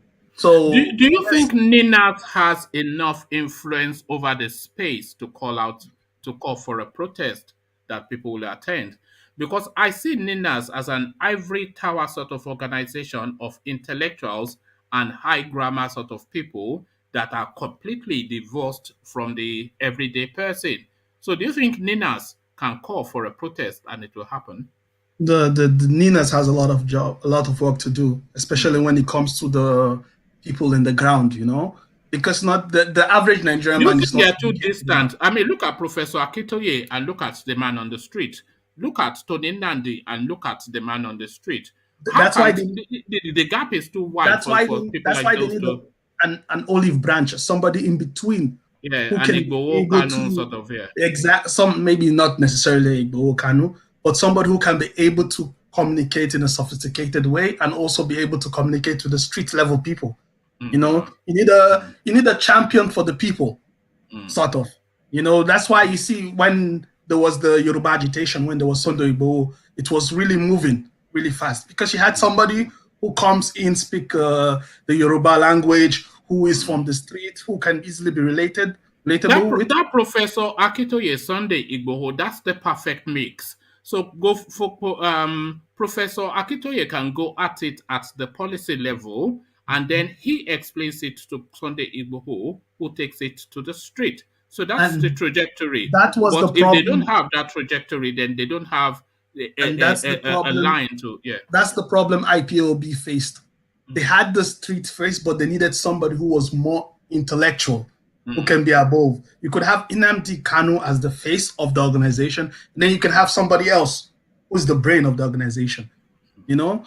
But but when you have people who are highly intellectual, and then how can you explain to a woman who sells Gary on the street what Ninas is talking about? They are too distant from them. It's not that they don't mean well. The woman will listen, but she will not understand what you're saying. They say, Baba, Chefera Garini, okay. You know, it's just... She won't understand. So the gap is too wide. The gap is too wide, and that's the issue. But it's a good idea. The idea itself is perfect. But but they don't have it. They can't call for a protest, I don't think. That's another problem. It's hard for you to bring even 10,000 Nigerians together. Woman, can I just interject for a second there? Yeah, you see, if you look at Nnamdi Kanu, for example, Nnamdi Kanu he has a two-way approach. The way he handle, the IPOB. Nnamdi Kanu can relate to people on the street, the ordinary man, and also he can also relate to intellectual people. If you put him on intellectual level, He has the ability to fluctuate between the man on the streets and the intellectual people. So he is able to navigate in between at any particular time. That depending on he is engaging. So for Sunday Igboho is not like that, as this guy already mentioned. Is it Alexander? Yes. So it doesn't have Igboho doesn't have that intellectual ability, to engage people, how to maybe take it to more intellectual level. But for Kanu can relate either on the streets, on intellectual level. He can do that. So can we, if for people like Nnamdi, for example, these people, they do not have the capacity to relate to people on the streets, and that is a major problem. No, they're too elitist, not by arrogance or whatever, just by being. These are people, their language is too high. These are people in an organization like this. These are people you put on the back seat to do the paperwork. Not so they do the thinking, and then they cascade it through somebody like Nnamdi Kanu to exactly. And this is the reason why Nnamdi Kanu is very successful with IPOB. You can't beat it.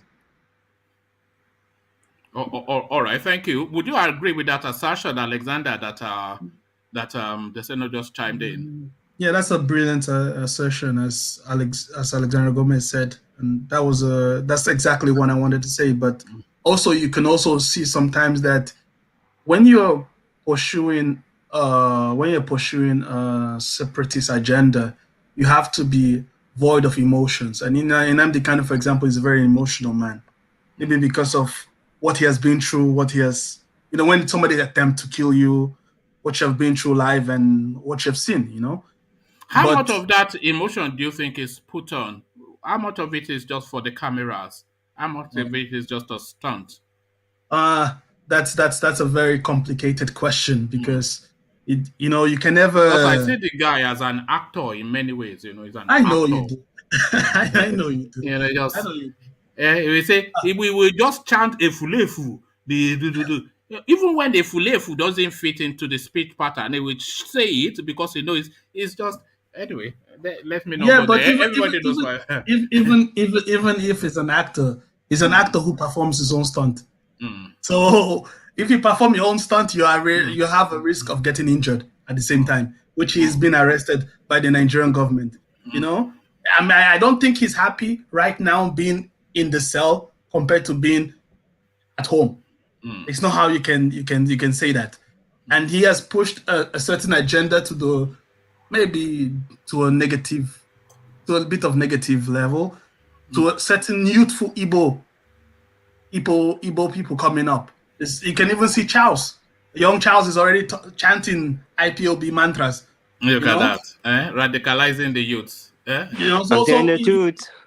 I think for Nnamdi Kanu, I think it's a combination of things. I see Nnamdi Kanu as a very passionate person who believe in the freedom of the freedom of the people. Second, I think one thing I like about him is the fact that he had lived in Europe, traveled around the world. He understands the international politics, and he also understands the advancement of his people. Yeah. So because of that, he is very passionate. He sees the oppression of the West as not being good for Africa. He sees the oppression of Nigeria and people who are not willing, who are too docile to improve themselves and fight for their right. And so he wanted to motivate them, open their eyes so that they can, push themselves out there and liberate themselves, develop themselves, and become a first-class people around the world. So those are where his passion, is coming from. And one thing we can never deny from Nnamdi Kanu is his ability to push the social media space. Because the one thing he has above everything, the one gift that he has that I concede to him, not just one gift, but the gift I concede to him, is his ability to just echo with the common man. Can I say He just something? speaks to the very core of what they are being. Yeah, His because when followers, I remember they're when I almost first fanatics. Can I I remember when I something? first heard Nnamdi Kanu like 2011, 12, when I was in university. I was like, who's this guy on YouTube speaking this vulgar? And this was something, YouTube wasn't that really so popular. And this was a man who started something that became larger than life. Because there's some people right now, I guarantee you, would lay their life or lay their freedom for Nnamdi Kanu. They are fanatical about their It's almost like fanatics. a cult life, cult like fanatic. Following, yeah. No, Yeah. no, yeah, he has that. And for that, he is just a shame that he's incarcerated at this moment, because this moment is time now is built for somebody like Nnamdi Hey, Kanu. No, Sorry, Nigeria Charles. needed him at this point. Yes, this They needed, moment they is, needed his yeah, voice. hold on, Deseno. This moment in time is built for Nnamdi Kanu. Where we are now, with this push for this grazing, with this position that Ninas wants to take, with this mass protest, just right now is built for him, but it's hey, not I there. have a question for the same Alexander. I have a question. Yeah, go on, Charles, and then the Senate Do you can take. think Nigeria is making Nnamdi popular? It's the same thing that happened in South Africa in the past. It's happening in Nigeria. You think so? There's this pattern going on. Repeat that. Nobody heard that. Repeat that, Charles. I say the same thing happened and just happened in South Africa. South Africa fight for the freedom. When the guy went to jail, Which is what? You mean the Nelson Mandela. apartheid system? Nelson Mandela, the same thing. He's trying to compare Nelson Mandela Yeah. with Nnamdi Yes, Kanu. is drawing parallels between the apartheid system in South Africa and what is No, going on. the Nigerian state is not an apartheid system. The Nigerian situation is an oppressive system, not like apartheid. No, It's you guys a dominant kind of relationship. Now, Sorry to cut you short, I'm Desano. saying that Nnamdi Kanu is similar to Nelson Mandela. It's fine for his. No, Charles. Let me tell you similar. a bit difference between. Let me just give you one difference between Nnamdi Kanu and Nelson Mandela. Nelson Mandela had international backing supporting him. Most international news doesn't cover Nnamdi Kanu. No. Yeah. No, do they support him necessarily? Eventually, if Nigeria kill Nnamdi Kanu, what's gonna happen? Watch, Nigeria will fail. I'm gonna say it right now. What's gonna happen? All right. Thank you. Nigeria is scared. Nigeria cannot touch. They can't even touch the guy. One more question. I have one minute. Do anybody and any contributors know anything that's happening to Sunday Bo? Because she just vanished in the news space. Yeah, that space has gone quiet. It's not in the headlines. I thought he was supposed to be seek asylum, if I remember correctly. That may well be in the works. I'm not quite sure why that space is silent. They may well be deliberately keeping it silent for reasons of protecting him. But the two things I'm anticipating that is one that is one that you mentioned. That's one of the reasons that you mentioned. Then number two is that his next court date is we don't know yet. Is when that comes, then we will know what the next line of action about him. But now, he's being kept in the cooler, awaiting his the result of his application for asylum, and have next they court deported date. him yet? But it's fine. All the people, all the Yoruba leaders over there that spoken, they said everything is okay with him. That is more secure there than even travel to anywhere. My only fear is that I hope the next news we don't hear about him is that he's in a DSS facility. Because That's not going to happen. as things are quiet, everybody yeah. is still working in the background. That's not going to happen. In my personal opinion, That's not going to happen. Yeah, That's not going to happen. The lawyer have said it loud and clear that their country have ruled out that extradition.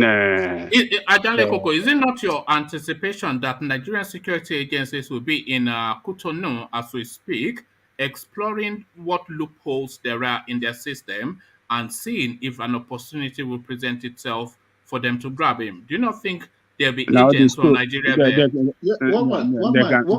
They cannot forcefully go there and grab him. That's not possible. What happened to Nnamdi Kanu? What happened to Nnamdi Kanu? Hold on. Nnamdi is different. Nnamdi different. Nnamdi case is different. They are both running fugitives. Yeah, and what I'm saying is that Nnamdi case was different. Nnamdi was kidnapped by paid agents, and that cannot repeat. Paid terrorists. And why can that not repeat? Why can that not repeat? It cannot repeat because it's in the custody of a state. It's in the custody of Igbo is in the custody of a state. Yes. Do you know that this government? In England. Hold on, Vin. Are you talking about the diplomatic fallout of it? Is this what you're speaking to, Ajanle Koko? For reasons of the diplomatic fallout? What do you mean? You are saying it's in the custody of a state, but then Nigeria will have the capacity to snatch him if they want to. So are you suggesting that Nigeria don't have that capacity? That will not happen. No. Yeah, they can't even don't have that capacity.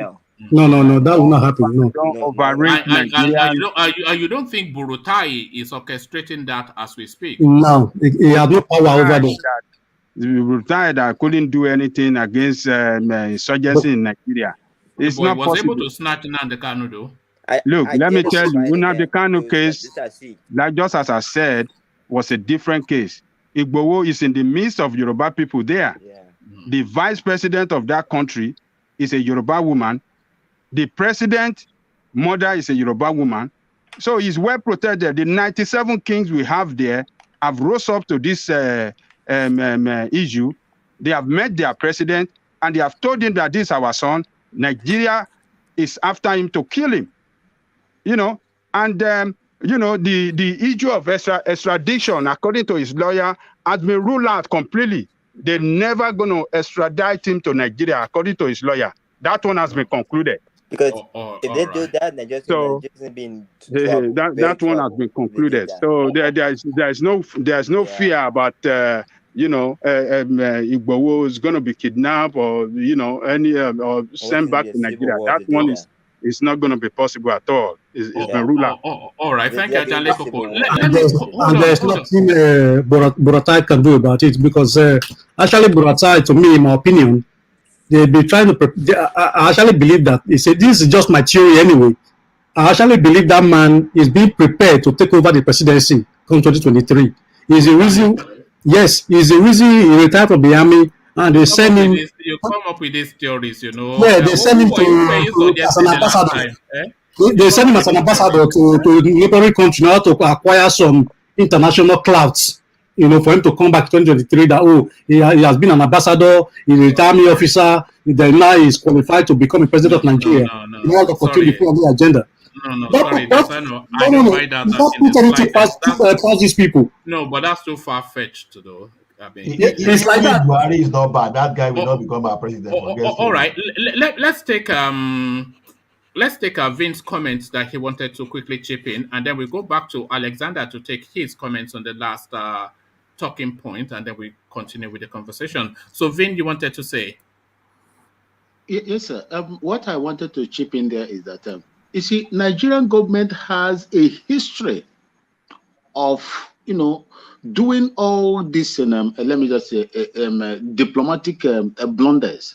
They did it in England. As sophisticated as England at that time, they tried. If not, it was just by a whisker that the British government got to realize that Umar Diko has been kidnapped, created, and was about to send to Nigeria. So I do not know. Maybe the Beninois has learned, a lot of lessons from what Nigeria has done and what they can do. Probably they might, put up some measures to protect him. If not, Nigeria can do it. They did it to UK, where you are. They did it to them. I don't trust these people. I don't trust them at all. Okay. And Ben, do you know why I think they shouldn't you shouldn't do that. If you did that, Nigeria in civil war. I'm saying right now. All right. That guy goes to Nigeria in civil war. That's when they should not try that. All right. Thank you, Charles. They Hopefully are they wicked. don't, They are wicked people. but we can't put it past them that they will. So thank you, Charles. Put yourself on mute, Charles, so we can go back to Alexander.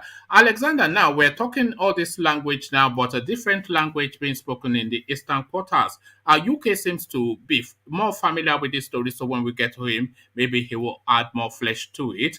United States charges 3 businessmen for trying to smuggle arms and ammunition into Nigeria. All 3 names, of course, Igbo sounding. UK now confirms that he is aware of one of them. So what are you making of that? ESN still active? What I'm making of that is now, in other words, from what I read about the story, they have been tracking them for a while. Yes. So it shows that they have been the ATF, alcohol, tobacco, and firearms in America have been monitoring this movement. It's not the first time they notice something of this happening.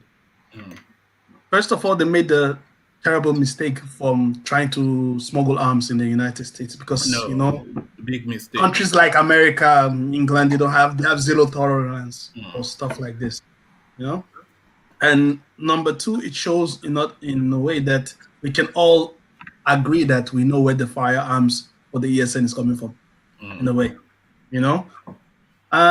It's a bad mistake by that part. Well, they will face the full wrath of the law if they're found guilty. I feel sorry for their families. And I hope other IPOB members or other Easterners or other people, Nigerians in general, who are abroad, would not make the same mistake. Because, America, people notice in America it's easy to acquire firearm. Well, Alexander, I disagree. Hold on. I don't want to have to remove you, Charles, but you have to hold on. But does that not speak to the desperation of the space, Alexander? And does that not also speak to just the level of illicit arms that are in Nigeria? So these guys have attempted. We don't know if they were successful in the past, but they've now been caught. But they, of course, are not alone in this attempt. And America, of course, not the only place. So you can take that and extrapolate and place it in Europe to imagine that there are elements doing it in some African countries, etc. So that just speaks to just the amount of arms that might well be in Nigeria. People are saying they are not weaponized in the South. I think some people might be surprised just how weaponized the South is. They might be weaponized in the South, but I don't think it's as much as we think it is. No, I agree. I think maybe a little small arms, maybe some little automatic rifles here and there. But the thing is that for every 3 that is caught, imagine how many hundreds which are warrant. It is what I'm suggesting. So I think it's a drawn out plan, which have been let's slowly supply our people with weapons, with ammunition over the time, and let's get ready. But I think what caught them by surprise was their leader being caught. So who knows how the space is going to move in the future. But I feel so sorry for their families because it must be devastating news, Well, I feel sorry for their family too, but better they were caught in the United States than in Nigeria. Imagine the carnival and just the mess that it will be if they were caught in Nigeria. They would have put them in China's television. Yeah, they would strip off their clothes, chain them to the back, sit them on the floor, put up a rostrum, and then put guns around their neck and say, "Look, we caught them." That exactly. They made a spectacle of it. They'll give them Sunday. Very barbaric way of reporting criminality. You see how they do it. It's just the court has not pronounced on a person, and you are parading him. You parading him as that interview. And they say they are not a zoo. They are complaining. But we must know when America or all these Western countries give your name out, there must be substantial evidence. No, they were caught true and true. That's the thing. True. No, the part of the matter, if I can just come in for a minute there, I think the fact of the matter is that in America you can easily purchase arms, guns, in the shop. So I believe those guys, I don't think they are dealing with any company. Probably they just acquire the weapons from maybe somewhere like Tesco or maybe Iceland, gather them together, put them in a container, and want to ship to Nigeria. I don't think they are dealing with any company. It's just an illicit, acquisition of arms. They probably just kind of label them as arms smugglers. These are not really arms smugglers. They're just No, they are people. arms smugglers. What they are doing is exactly as you Yeah, described. you can say that. Yeah, They are purchasing small arms, which you are firearms. legally able to do in America, but you are Yes, not legally allowed to to take it take it out out of of the states. America without getting licensing. So they Yeah, thought if they were just doing it in 5 and 6 and just packing it with yeah, you'll be arrested. You'll be arrested for that. yeah, so that's how they got caught, I think. Yeah, So thank you, that's exactly Alexander. what happened. Yeah, so Alexander, thank you. It's good to hear from you. You should really join us more, Alexander, if you I will have this try. I month. will try because I always work every night and I just put it on the speaker and just Okay. listen to it and just chat.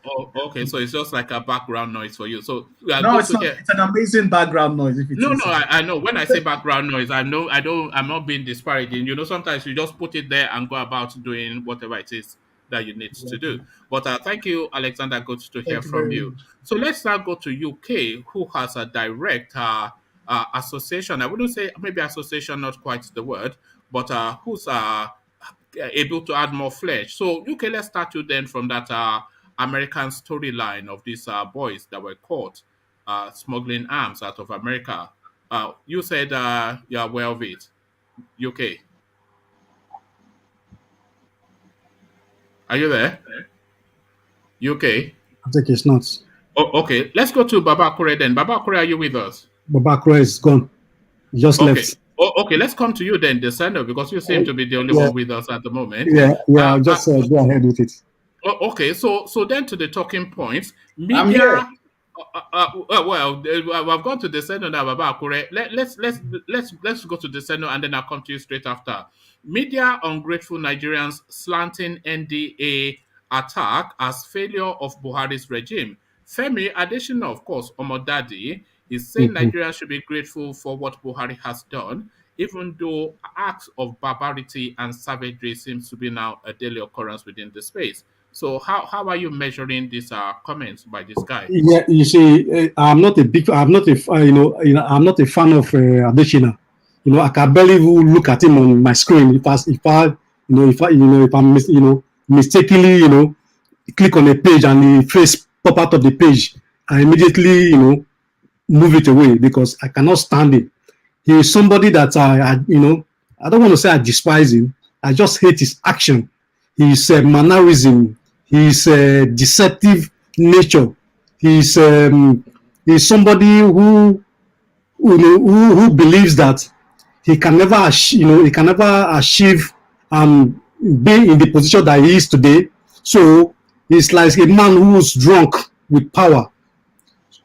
Arrogance seem to be his money. So over the last 6 years, I have watched him, arrogantly speak down on Nigerians as if these people are nobody. This is somebody who used to criticize and write about, the government of the past. Then all of a sudden, he finds himself in a position and he is abusing it. He talked very arrogantly to Nigerian citizens as if, Nigerian citizens are his children, that he can dictate and command us when to cry and when not to cry, label us wailing wailers and all of that.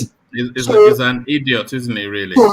So probably additionally to wash his, probably first of all, he needs to go lose some weight before he starts speaking to us. Even his voice is annoying, Yeah, he's somebody. See, the problem with me with this kind of people is this.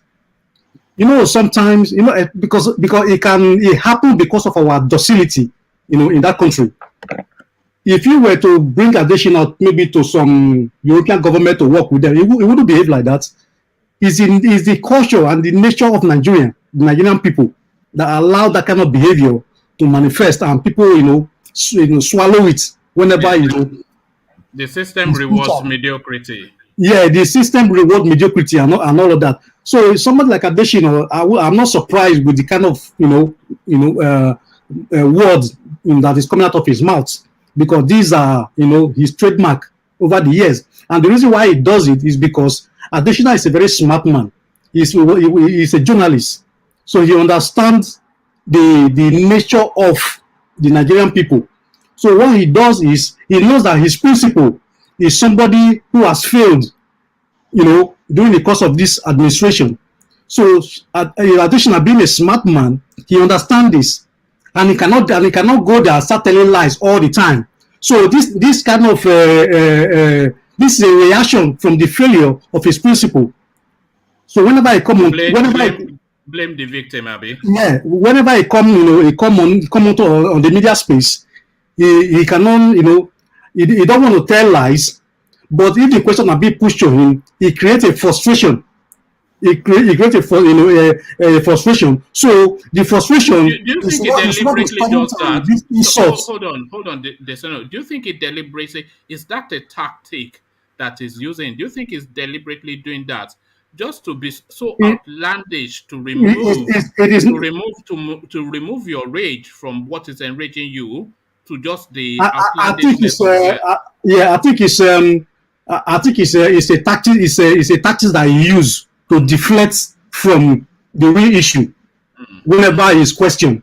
So he used this as as a kind of a defensive mechanism against the media and the people all the time. So this is what he does, and it's working out for him. So whenever he comes, if you don't want to challenge him, then he starts insulting people and making all kind of statements, to intimidate the media space, and so that people will see him as a tough guy who work for his principle and all of that.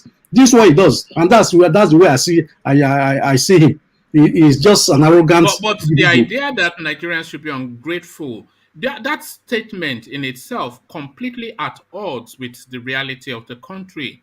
Every single day, he's blaming the media, he's blaming the people, but every single day they report killings and killings. No, and I'm sure that the media, they are tired of reporting killings and killings. So yes, it's only the high-profile ones that they report. If they want to be reporting everything, the country will be in chaos. Everybody will be armed to the tooth. They are even under-reporting, and he's saying they are embellishing. What is he doing? Yeah, I think for him, he doesn't see anything wrong with what is going on.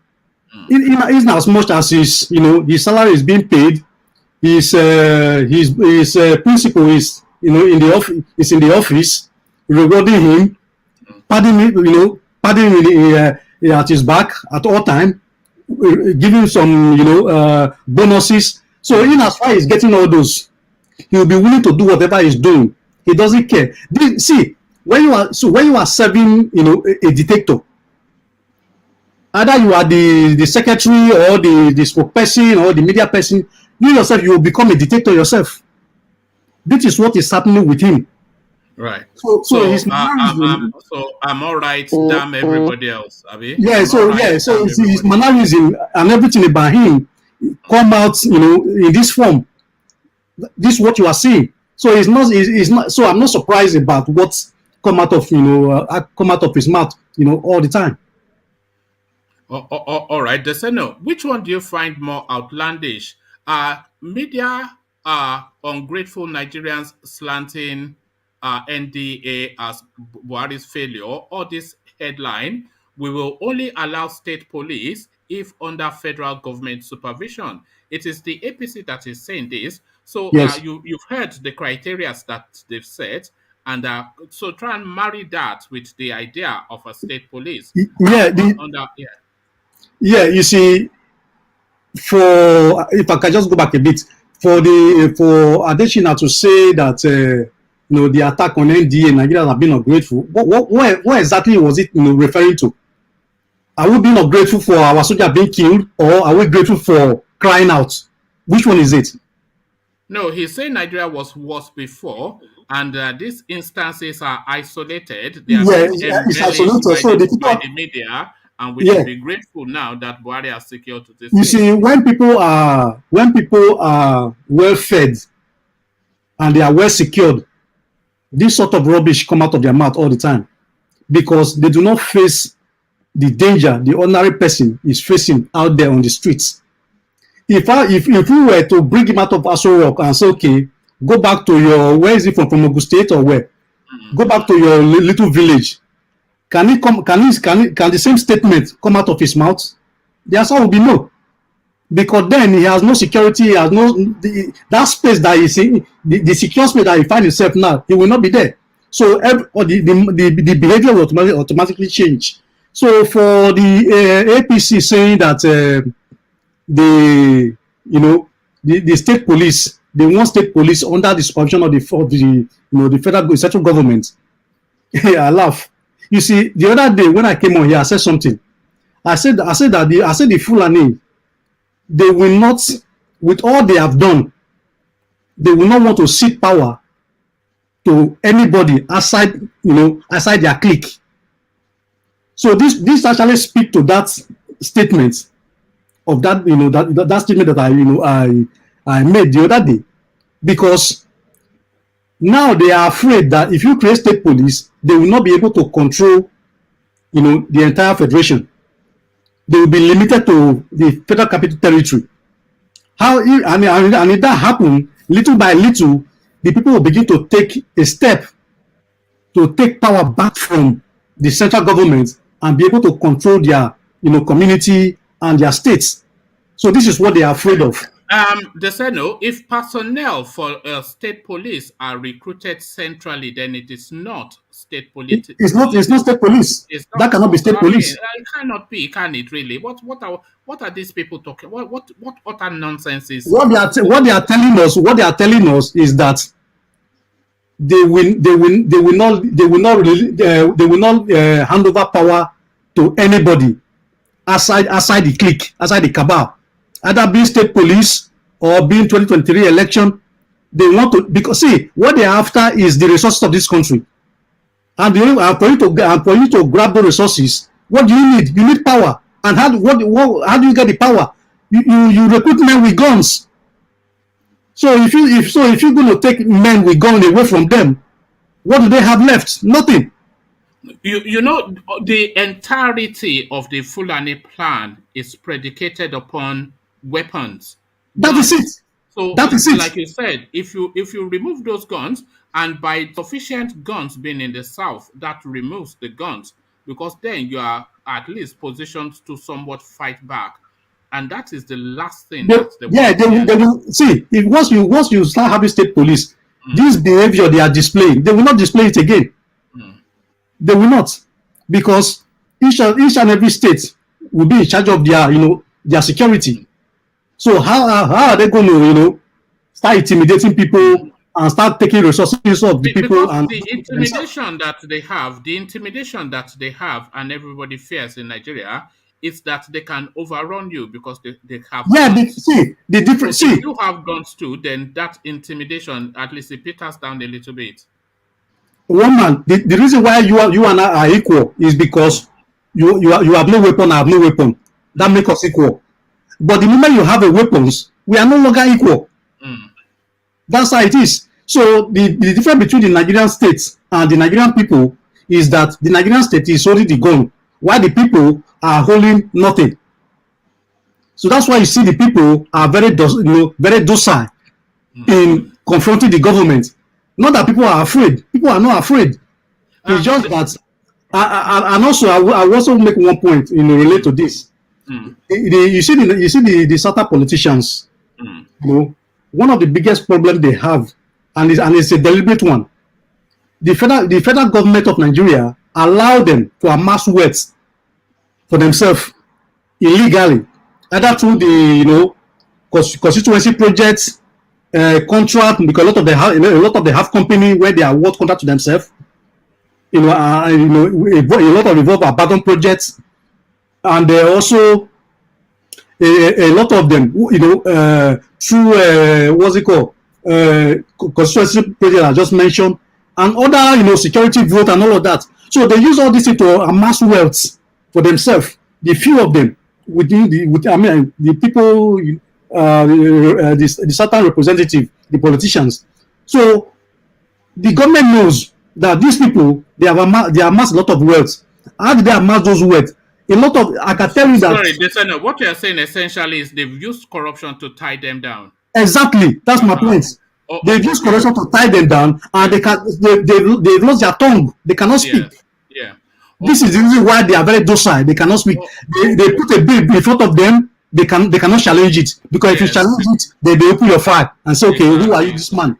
Yes, they've So used this is what's corruption to tie happening. them down. But the way the Nigerian police is structured at the moment is centrally structured, so that the police recruit as one body, so that then they can recruit a police officer from Kano and situate him in Ekiti. They can recruit a policeman from Ondo and situate him in Sokoto. So that policeman from Ondo that they situate in Sokoto, he is very uneasy in Sokoto.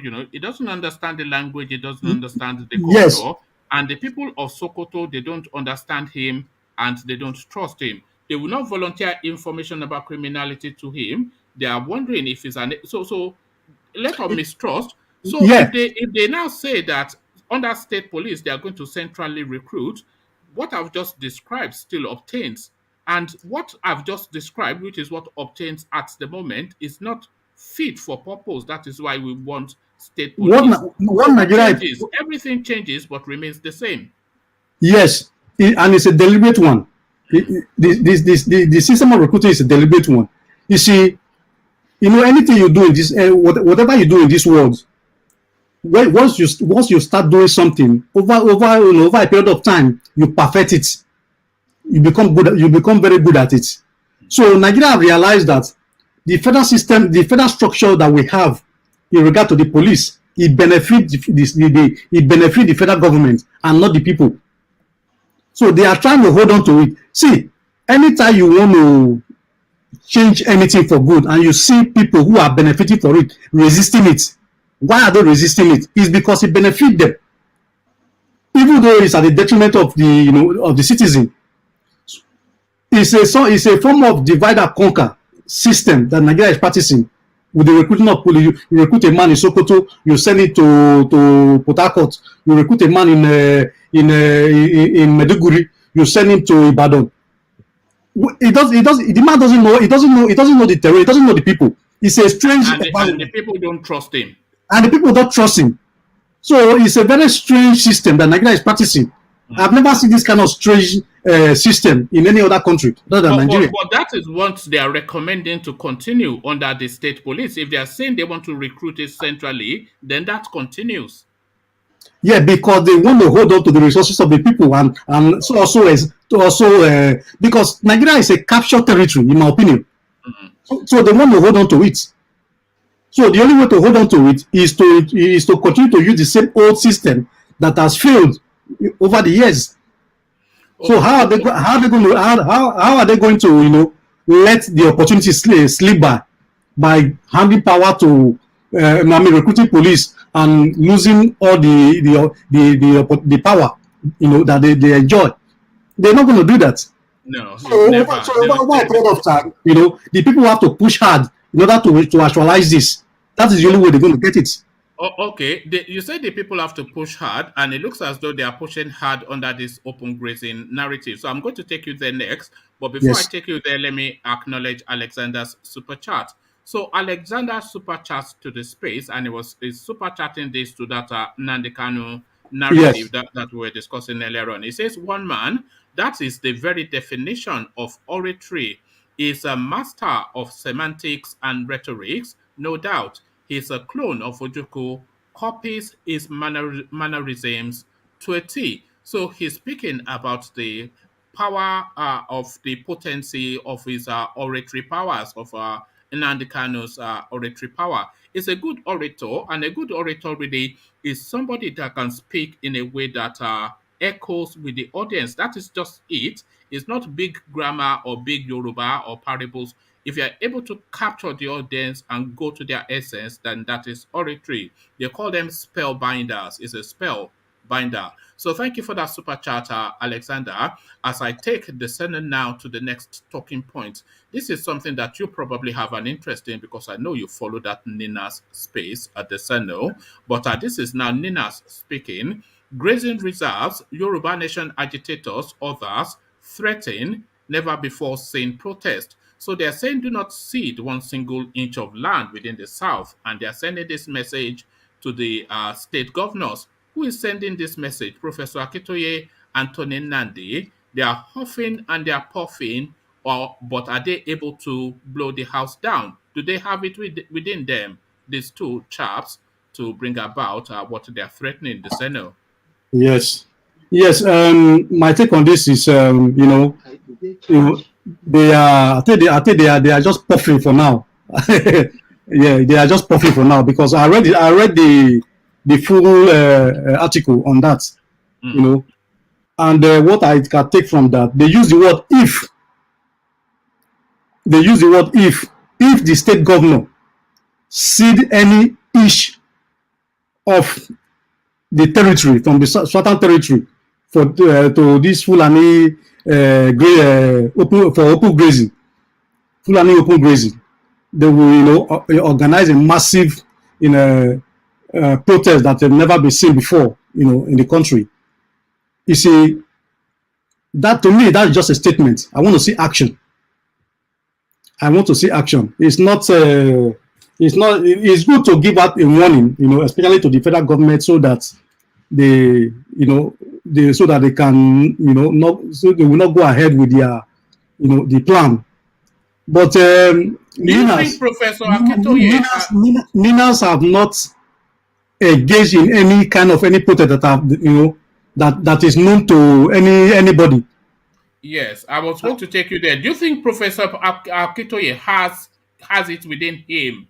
He has that reach to call for that level of protest, or even any level of protest? Not that it's not respected, but as we have been saying, who is even aware of him? Outside of people like you and I, who knows him? It's the only people who follow all this that like to come and talk blah blah that know him. Yes. I personally respect Baba Akitoye. Yes, we all do, but I like him. He's somebody who wants progress of the country as well. But and because people like that, it's very painful for them to watch the Nigeria that they love as a youth slide to this level of decadence. So even at his age, he's supposed to be resting, but he's still going there fighting to make sure that the people have a better country. He can decide to stay at home and not do nothing. He will be fine. But at his age, he's taking the bull by the horn by coming out and trying to challenge the central government that this is not the right way to do things. Either you're going to provide a better country for us, or let us go. And on top of that, you are bringing Fulanization agenda to try to Islamize the country, and we are not going to go for that. In that regard, we want our separate country. So, and if you want to do your open grazing, we're not going to be part of it. And if you go right ahead to do that, we will challenge you. I think basically that's the statement.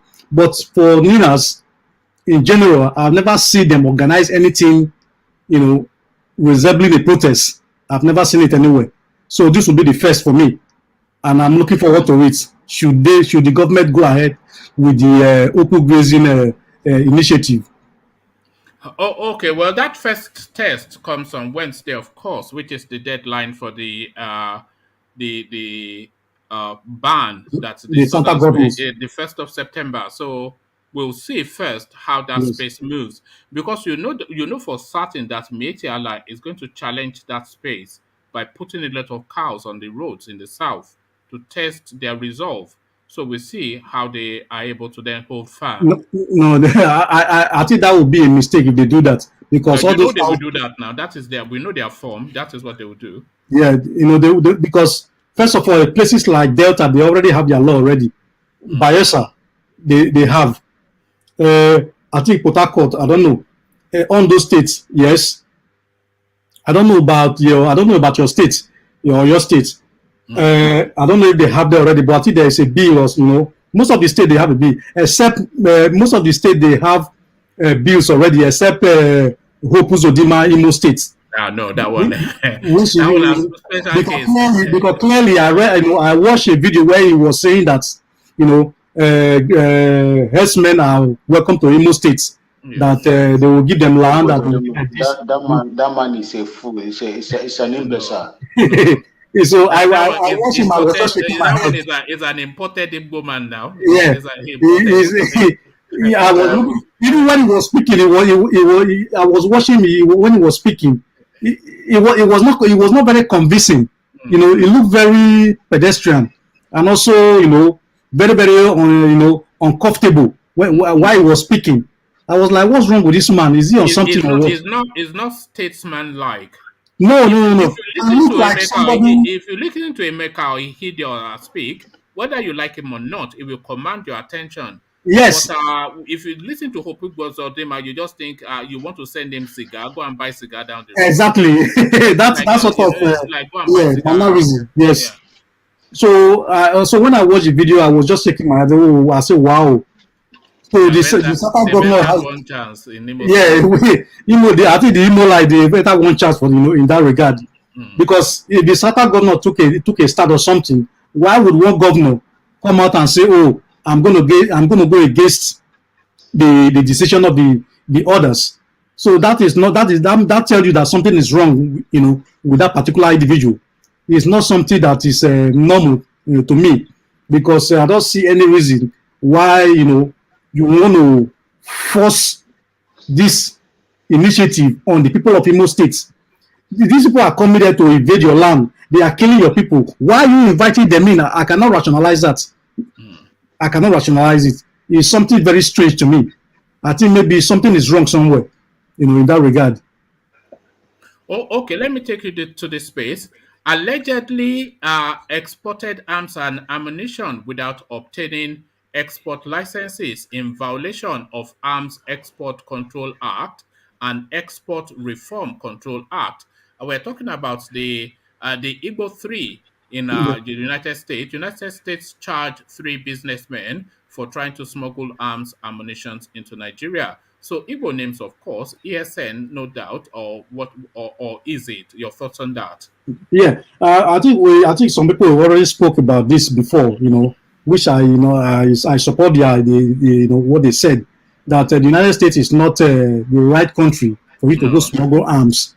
It's a country governed by law and order. If you want to do anything, you have to do it according to the law of the land, of the US. That's a schoolboy error, isn't it? You go to some ramshackle, lawless country like Chad or Niger or Cameroon or Togo, not to the United States. Are you silly? Because the US is the US is a country, the US is a country where you don't want to break the law. If you are living there, you don't want to break their law, because they're going to follow it to the end. Yes. They're not going to let it go. So engaging in illegality in terms of arms smuggling is not the right way to go. To me, that's like you said, you rightly described it. It's a schoolboy error. It's not something that I think they're going to be going in for it. And probably they could have done that in maybe some African countries. Yes. Even though within Nigeria, if they have money, they can easily do it within Nigeria. Pay some people within the security circle, they will give you arms. You don't need to go too far away. Can I interject you a little, please? Go. Yes, sir. What I would like to tell you, nobody knows what is happening with those guys over there. You remember the history of Charles Gangi Taylor in the US? Yes. Okay. When I come in, I will let Charles you. Taylor not part American. I could have sworn that is half American. It's not Charles Taylor. I think that story was not Charles. It was his son of Charles Taylor. No, that is the real Charles Gangi Taylor. Is he part American? Is he American? I think he. Are you talking about Charles Taylor or the guys that were arrested? The Charles Taylor of Liberia is who we're talking about. Yeah. That's what I'm talking about. You see, there's something I would like to just chip in here. You see, America plays sometimes they play some sort of hanky-panky game. I have never in my history seen a prisoner escape with a blanket in a maximum security prison in the United States, and not to my knowledge. But Chancellor was the only person that flew from Liberia, went to US, and organized. There were these Americo, they call them Americo Liberia. He organized a launching over there that raised funds in the United States. And while this thing was going on, he was arrested. You know, it was just a kind of blindfolding people. And from there, he escaped from the US, helped by, one of the fundraisers, this Ellen Johnson Sirleaf, the past president of Liberia. From there, he came to Ghana, from Ghana to Ivory Coast, where he started the rebellion in Liberia.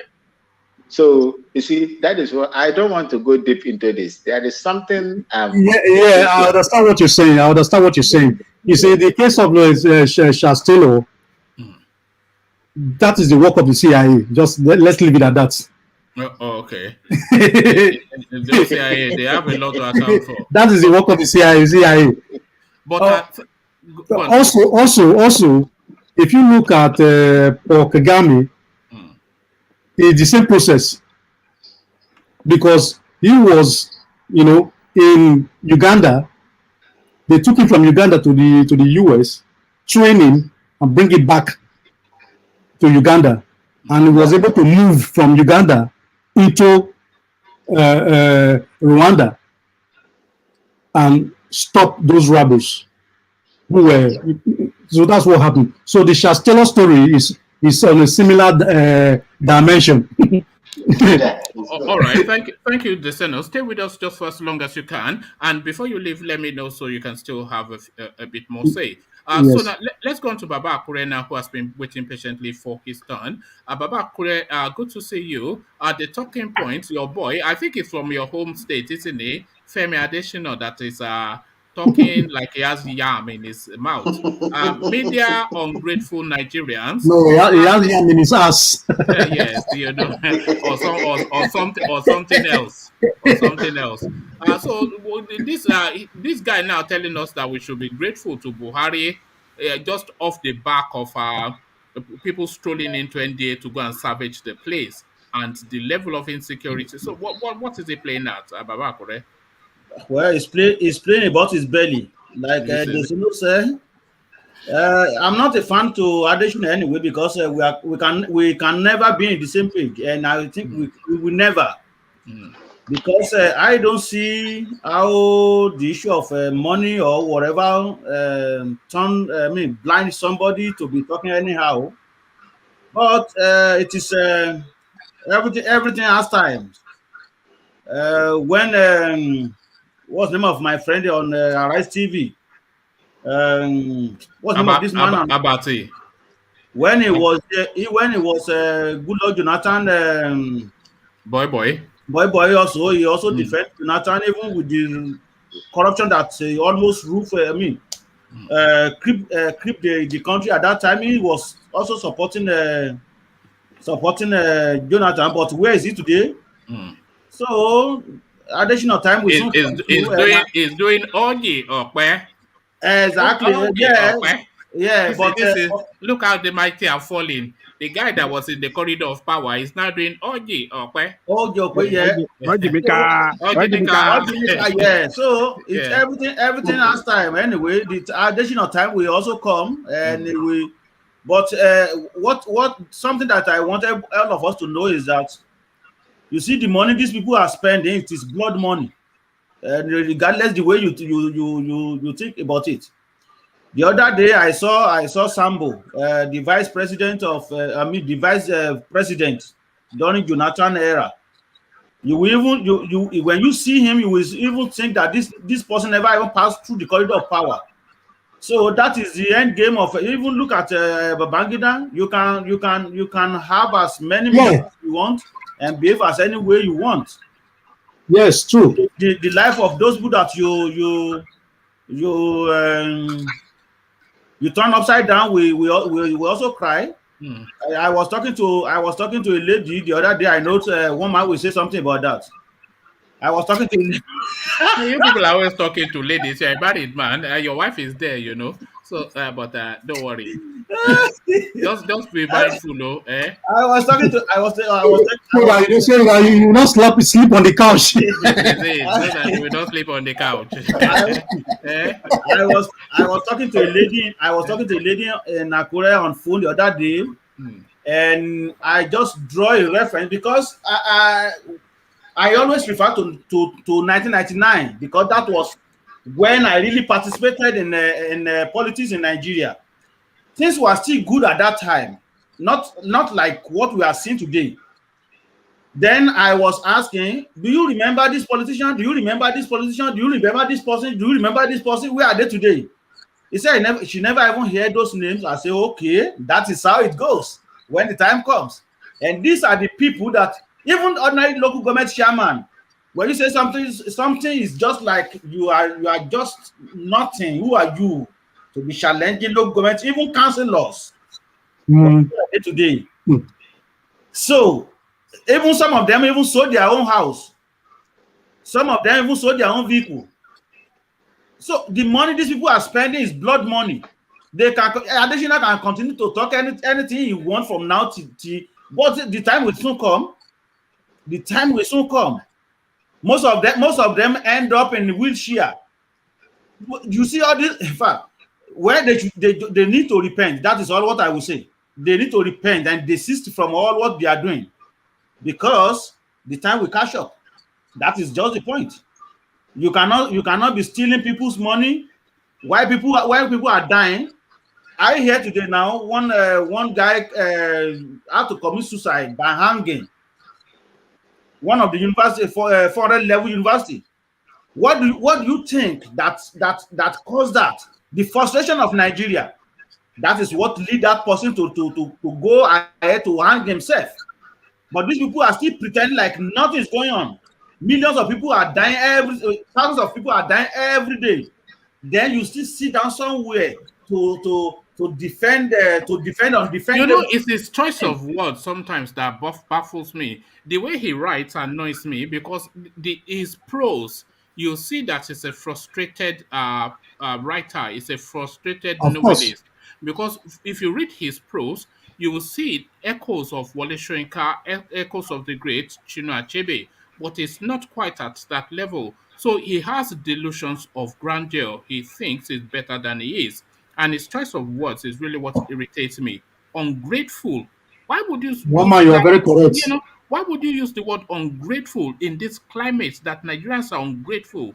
Just off the back of hearing that 200 people were killed. Just a few weeks ago, we were seeing in that farm in the north where they beheaded all these people and then they were wrapped up in all these 70 people, and very quickly after that, another 200, and very few. And you're saying just that word, ungrateful. Why do you want such a word? Who you are talking about now is even what of those kids that they kidnapped in one school in maybe Kaduna State or whatever 3 months ago. So why would you marry that then with that word on? Because that word ungrateful was probably what got me the most. Why would you use such a word? That is why I said just wait. Time will catch up with everybody. That is why I reference. It is time. You can say anything you want because they're blind with power and money. They can say anything they want for now, but time will catch up. I bet it with you, one man. Just give him 10 years from now on and see what is going to happen. You see the blood of those people that this is transmission already cast on the floor on Nigeria floor on soil. We of course ask them when the time comes. We still remember October 20, 2020. All those bodies, we ask them. Let them continue with the way anything they want to say. They can be getting back of dollars. You see when God wants to do something. You see there is God, Abi. Now only you can come. Is that what it is now? Even those who that don't even believe in God, they know that time will always catch up with people. When you believe that you are doing something, that nothing is going to happen, nature will ask you when the time comes. Let's just forget about God, about this matter. But nature will ask that person when the time comes. Okay, you are saying people doing things and nothing will happen. This then seems to be what emboldens this space. we will only allow state police if under federal government supervision. They set the criteria for that state police, and when you read through the fine prints, it's a bit like they change NSAS name and give them a different name. It's much of nothing, much of muchness, and much of nothing. Everything changes but remains the same. So state police, but under federal governance. What are you making of that, APC? All right. So the issue of police being under federal, I'm going to explain something because I have to use Canada as one of the example. Okay. All right. The one law is what all the police we have to follow. Okay, take for example, like we know that our law is not really good and blah blah blah blah, but we still have to follow federal law, right? Then we come down to provincial again, which will be states in our own case. So all these things combine together, but not that like the city I live now is the city here recruit their own police, not Trudeau. We come all the way from Ottawa and say, oh, well, we are going to control the police in Miramichi. It's never done. It is not possible. But all the police follow the same rule of law. They follow the federal law, and they also follow the law, the regulation, and the law of the province. So, in other words, the case of Nigeria, Nigeria always do things just to make sure that we are not going to get anything. That is what they are just trying to say.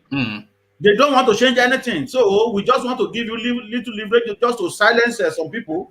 Making this you see, out of everything that they listed, there's an argument for most of it. Certainly, the procurement of arms has to be licensed by the federal space, just so that there's one uniform authority that has an oversight on arms in the country. The training has to be consistent with our federal standards. We all agree with a lot. But the one element in there is that the recruitment has to be centrally done. That is what how can you recruit centrally policemen for your state? It is never done. So it means we still go back to the same problem that we are having. Yeah, that means nothing changes now. Yeah, exactly. You cannot recruit police for the state. It is state or local government. We have to decide. Even as I explained to you, right? RCMP is the Canadian police. So the New Brunswick government contracted RCMP to come and guard New Brunswick. Now each city still recruit their own police. So it's not that okay, the provincial will say, okay, this is the person you have to employ, this is the person you have to employ to your local police. It is never done. If we want to get it right, they know what they are doing, they know what is going on there, so they don't want to really free it. So that's just it. It is never done. The issue of training, it has to be in the same standard. There's no doubt about that. Yes, no, of course, yes. And the laws has to be the federal laws. Exactly. They have to follow the same law, the federal law and the state law. Even the local government law, because local government also have their own law too. It's just that our local government is not functioning these days. So those are the 3 steps they have to follow in each jurisdiction by each police officer. You cannot stay in Abuja and you want to recruit somebody recruit somebody in those states. How are you going to know the right person to recruit? Let's say in Ondo State, for instance, the problem is people going in the night to dig up people's yams in their farms. How is a man from Borno going to tackle that? Exactly. So it is not possible. We still these people, they know what they are doing. It is the same circle. Yes. The same circle. They don't want anything to get better in that place. This is how they dulled the sheen of Amatekun when we were all thinking that at last that something is going to come out of it. And what happened now? Nothing. Absolutely nothing. They just keep them like a yard fowl. Oh, okay. Is this a nothing space as well? Is this just empty noise? Professor Akitoye and his sidekick, Tony Nnamdi, grazing reserves, Yoruba nation agitators, others threaten never before seen protest. So Professor Akitoye threatening protest of course usually carried out by men on the streets. So how quite is that going to take effect, Baba Akure? Well, I don't see how that is going to be fruitful. I'm very sorry to say it. If you are talking of like a Sunday Igboho now or Nnamdi Kanu, I can say that okay, those are the men on the street, so they can carry that out and they will shake government. But you know this linguistic people, so they can Imagine. you know.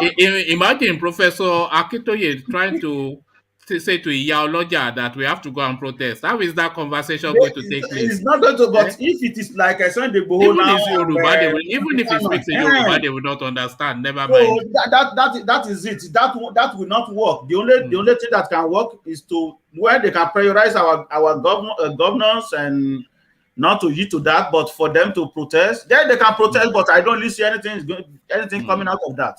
Yes, they can protest, but I don't think either of them have enough cachet to call a protest and it happen. I think they are more ivory tower sort of people going to the United Nations, going to the World Court to file papers. When you talking about paperwork, when you're talking about paperwork, that is what they do that. No issue of protesting. Did you ever see Professor Akintoye in any rally? So no. The man is old. So even Wole Soyinka has a history of protest, but not Professor Akintoye. Okay, so what he's doing right now is what I think he could do. Just continue with your paperwork and stuff like that.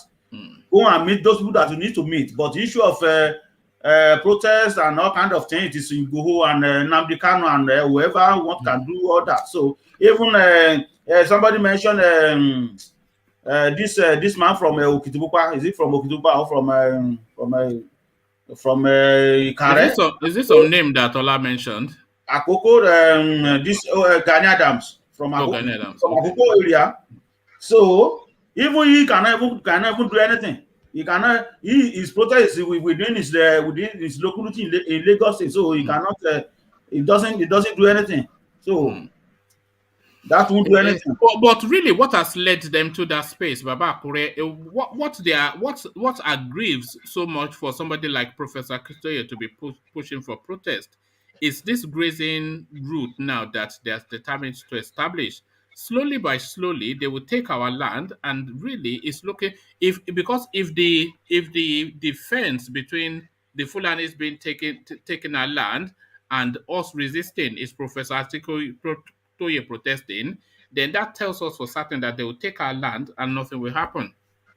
Well, it is quite possible, but if they continue doing what they are doing now, like go to the United Nations and show all this evidence that okay, well, this is what we want, maybe something will happen. But at the same time, we cannot really even if Professor Akintoye as he suggested about protest or whatever, I know for sure that some local thugs will not allow their land to be seceded with. That's just the point. I know that for sure. Somebody mentioned about issue of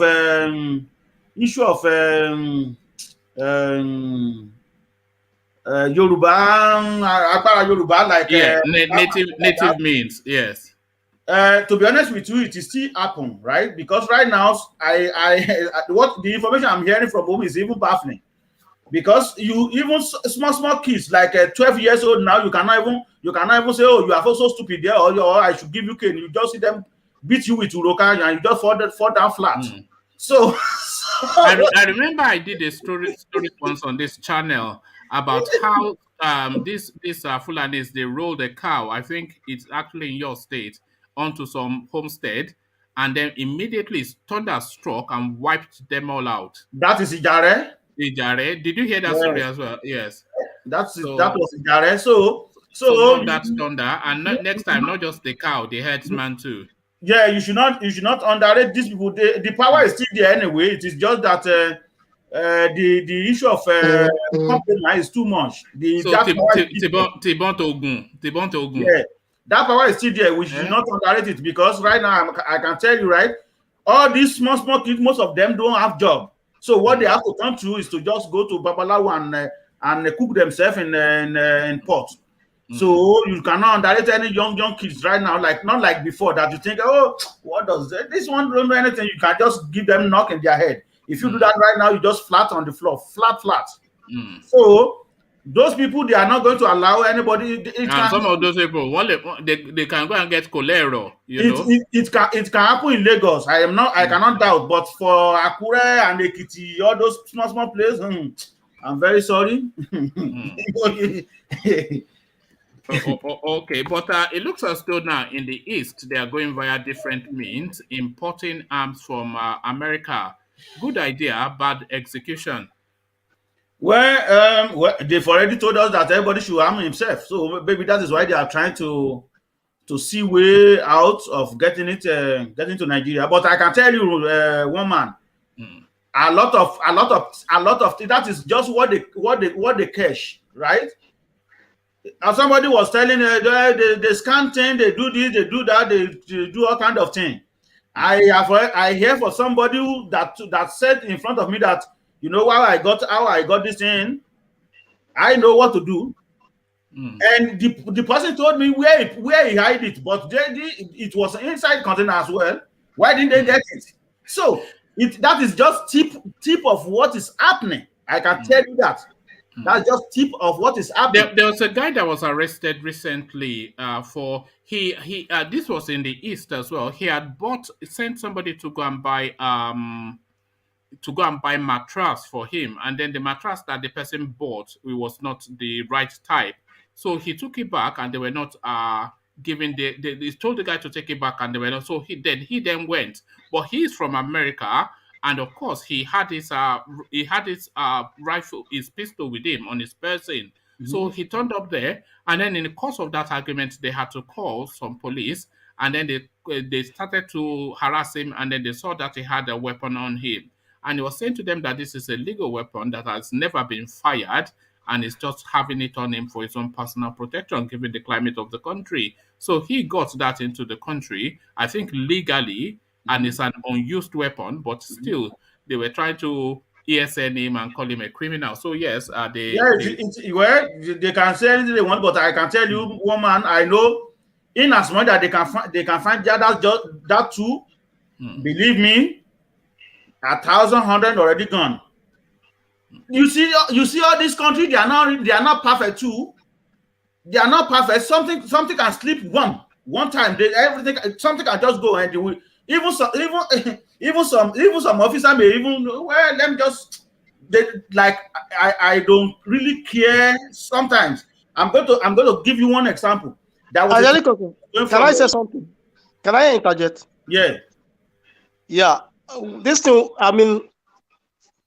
you are saying is right. Even there's an incident that happened that was like 4 years ago. One of my guys was sending car. Then he didn't know, unfortunately, he put this thing on his boot. The thing passed through. Do you know that even they take the car to the village? When he traveled back, he saw the thing. He shouted. That is I'm telling you, he shouted. He couldn't believe that he forgot that thing on his trunk. So all these people also, you will see them. Sometimes it's not that they compromise. I'm not saying that they are not doing their job.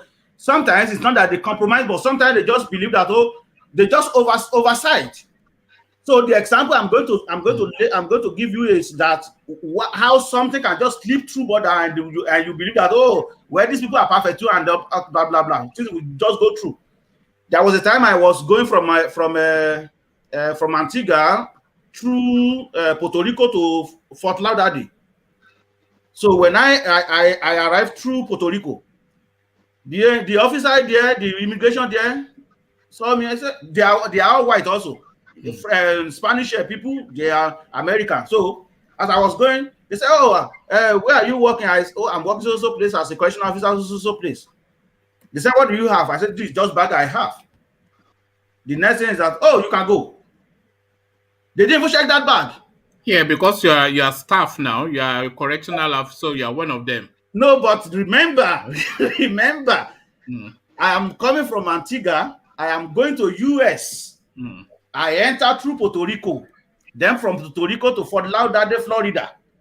That is my first point of entry, Puerto Rico, right? Baba Akure, did they check your back through scanner? Well, they passed my back through scanner.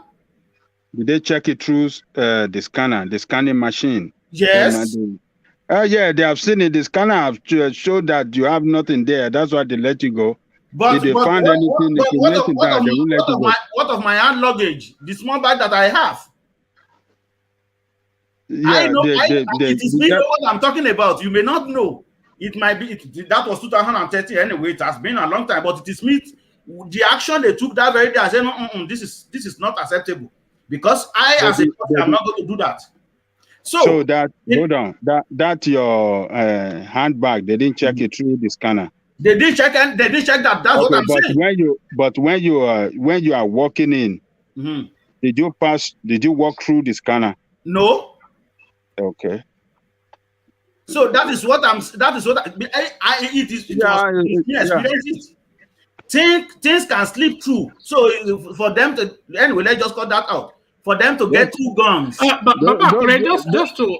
Sorry, go on, academic. Maybe they have looked at you that this one is a gentleman. No, when he says he's a correctional officer, you know this.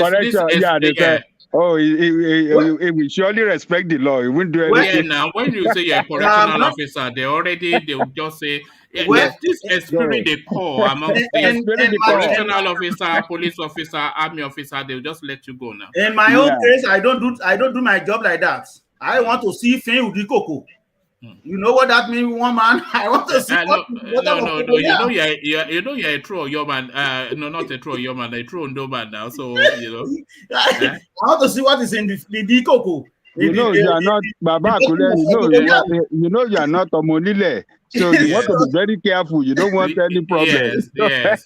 Because they are Omonile. They are Omonilu. And they say, I better let this one go, Jare. Also, in all of this customs space, you'll be surprised that a lot of the customs searches, they are randomized.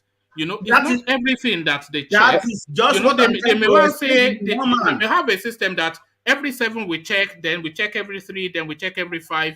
So you cannot imagine everything is checked. It's just a randomized. One man. I'm going to give you one example with what you just said. Yes. You see, when you file your tax, right? There may be loophole in your tax filing. You are not going to be cash. But somebody, the issue of random, that is why I'm saying this. Somebody might just file, they just put that person file, they just put it aside. So these people are not also perfect. So for them to get 2 guns, hundreds of thousands already gone. Yes, come in, UK. Yeah, I remember. Was it 2012 when I was traveling? So, well, as soon as we got to airport, though we are running late. Do you know that these people, the people didn't even care? That measurement they measure, they will come and tell you where, put everything. The white man just said, put everything, put it like that. Do you know? Even the thing I was thinking, maybe I will pay excess luggage. Do you know that everything passed? You know, so sometimes some of them, they don't even, you know, when they are tired, you know, anything can go. You know, they don't even care. More especially when they want to go and take break. You know, anything can go. Yeah, you're right. You see, in some of these airports, they already know everything about. Let's say you're traveling to Israel, for instance. One person was saying that he went to Israel and he was going through the immigration system, and then they just asked him randomly, "Which school did your mother go to?" Do you understand? And that was the question that he needed to answer to get him in, because of course, you know that the whole world is globalizing and they are harmonizing a lot of data. So they've already seen all of his life history there right on their screen. So you could just pick down what is your favorite food even. So just to pass him through. So before you even get to some of these points, they've already your life, or they already know your life. So But these guys now trying to smoke. Yeah, go on. It's more popular with a lot of countries that are westernized. You know, like I live in Poland, for example. When you go to Poland, the immigration service. Poland is a third world country. Look at that. Oh My my country was God! there. Look at Oh that. my God! Are they not still doing subsistence You take off your farming? shoes. You take off your shoes. They check your shoes to make sure you're not smuggling drugs. They put you on a different side. They check to make sure you work in the same company you're claiming you're working if you come as a worker. If you're a student, they call the school to make sure you're a student. It's a different thing if you come to somewhere like Poland. Well, that is what you said, but a lot of things will still slip through. I can assure you that. I'm sure. Yeah, I'm sure. I'm sure. Okay. All right. Thank you, Baba Kure. Stay with us just for as long as you can. Let's go to UK now, who we tried to go to earlier, but it was otherwise indisposed. We have UK now, so let's just rattle through the talking points. UK, we were talking about Femi Adesina saying Nigerians are ungrateful for the level of security that Buhari has provided, trying to remind them of what obtained in the past. But then, of course, in the past, we did not have Fulani herdsmen strolling down the streets strolling down Broad Street in Lagos, casually shooting anybody that looks at them the wrong way. So ungrateful, Femi Adesina. What are you making of that? Just that tone of voice. Yeah, hello, one man. Good evening. Good evening, everybody on the platform. Good evening, the viewers. Yeah. Well, the man that you mentioned, his name, the Adesina of the person. I mean, what kind of security have Buhari have provided, where people are dying every day? You know, this Fulani taking people land, chasing people away, killing them, burning their houses. They don't even say anything. Then, when anything happens to the government, then they will come out and start, you know, spewing bullshit from their mouth. Do you think they should be more contrite rather than combative? These people that speak on behalf of the presidency, and by that I mean they speak a language that acknowledges the situation and then speak to measures that they are using to address it, so that then they win the people on board. So if he says yes, we are aware that these situations are heavy. The security personnel are severely understaffed. We're recruiting at a rapid rate.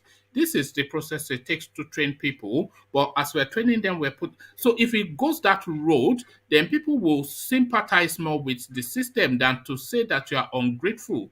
You know, so should they be more contrite than combative in the ways that they engage the public space? Well, the thing is that I think majority of the leaders in Nigeria, they don't know how to talk. They don't even know how to talk because they don't even see us as a citizen. Just yam people. Yeah, they see Nigerian people. I mean, they're just, you know, they just look at us. Maybe we are just garbage. That these people, they don't even know what they are doing. For the fact they hold the power. So whatever they say is what they will believe. And because of our, I think because of our will I say docile was the word Desano used. Yes. So because of that kind of lifestyle, you know, in Nigeria, and you see people, they don't react when they're supposed to react. Is the Nigerian people always react, you know, all these little things. You see them talking about BB brother. I don't know what is even BB brother because I don't even understand. But if you see how they cause each other, you know, but why the main thing going on in the country, they don't even speak up, you know. So I think that's the way they are looking at us because we are not serious. So do you think it's a case that Nigerians are escaping into fantasy because the reality of their everyday existence is just too grim? Are they hiding away in Big Brother because they cannot just face what they confront them in the country? You already said the word docile. So because we don't even, I mean, we believe whatever thing that comes, I mean, that's it. You know, because we have been oppressed for so many years.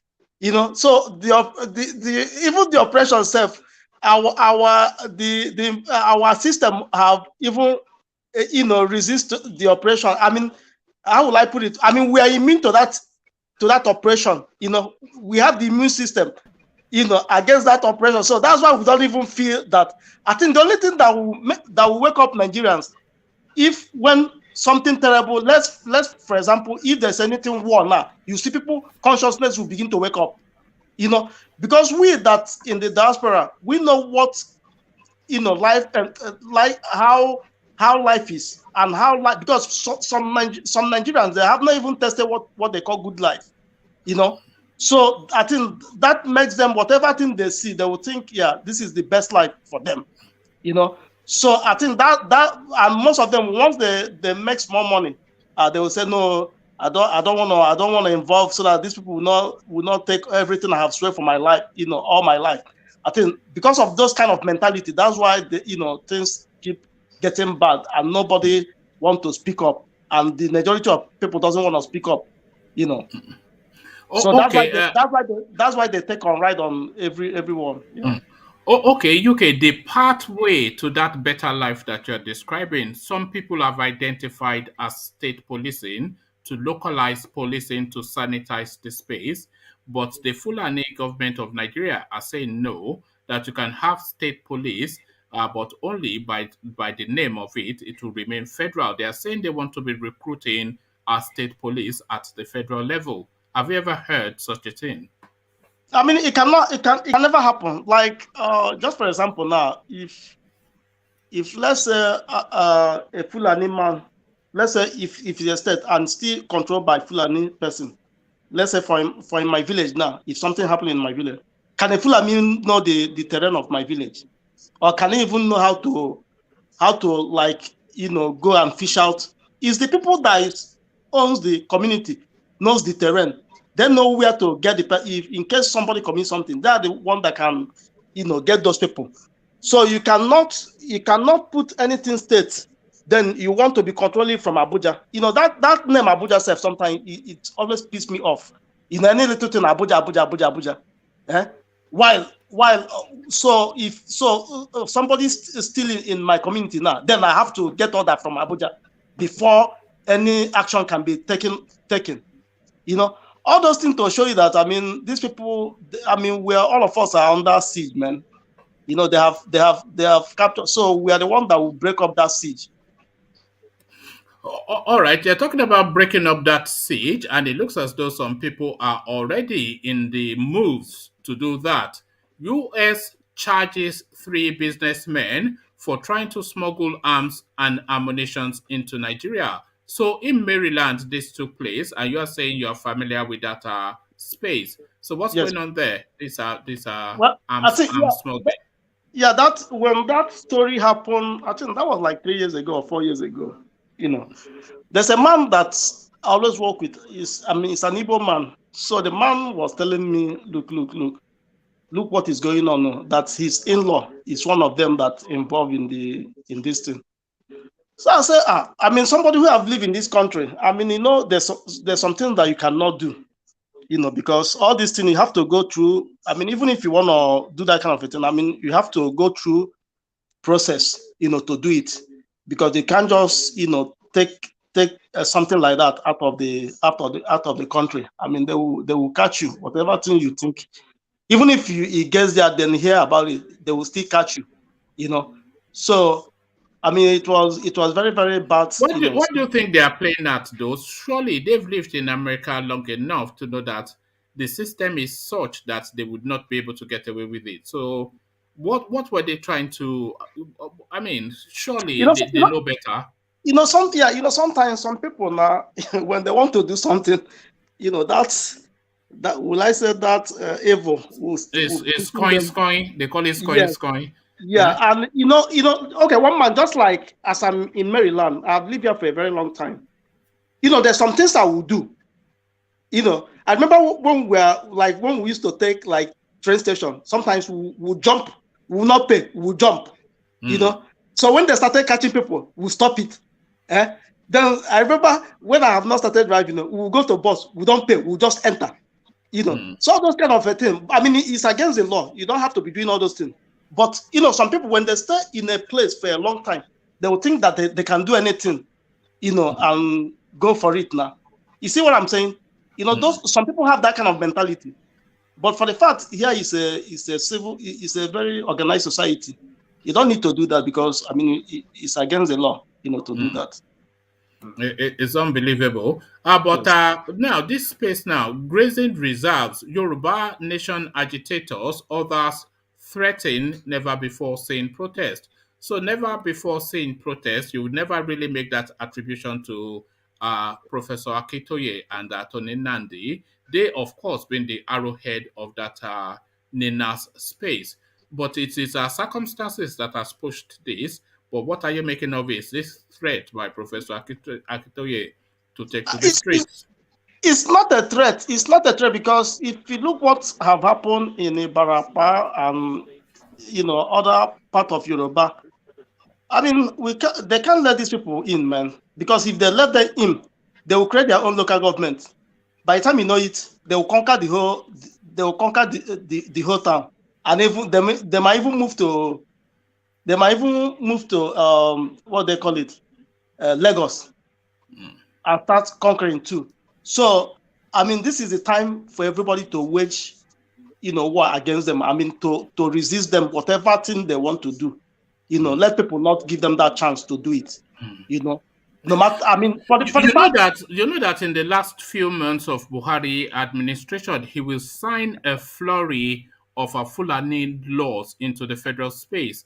So all of these things now, the last 6 months of his administration, he'll just be signing all these Fulani laws and signing all these Fulani laws. And it is those Fulani laws that is going to sign now that they are lining up, gifting lands to Fulanis, brutalizing the space. Let him keep signing. But I know that Yorubas and Igbo and other tribes are not dummy, you know. But I know the more mistake they make, the more you have the confidence to say that we are not dummies after what's these 6 years that we've just experienced. No. I know why I'm saying that now. I mean, because people have started getting up. People have started waking up from their slumber.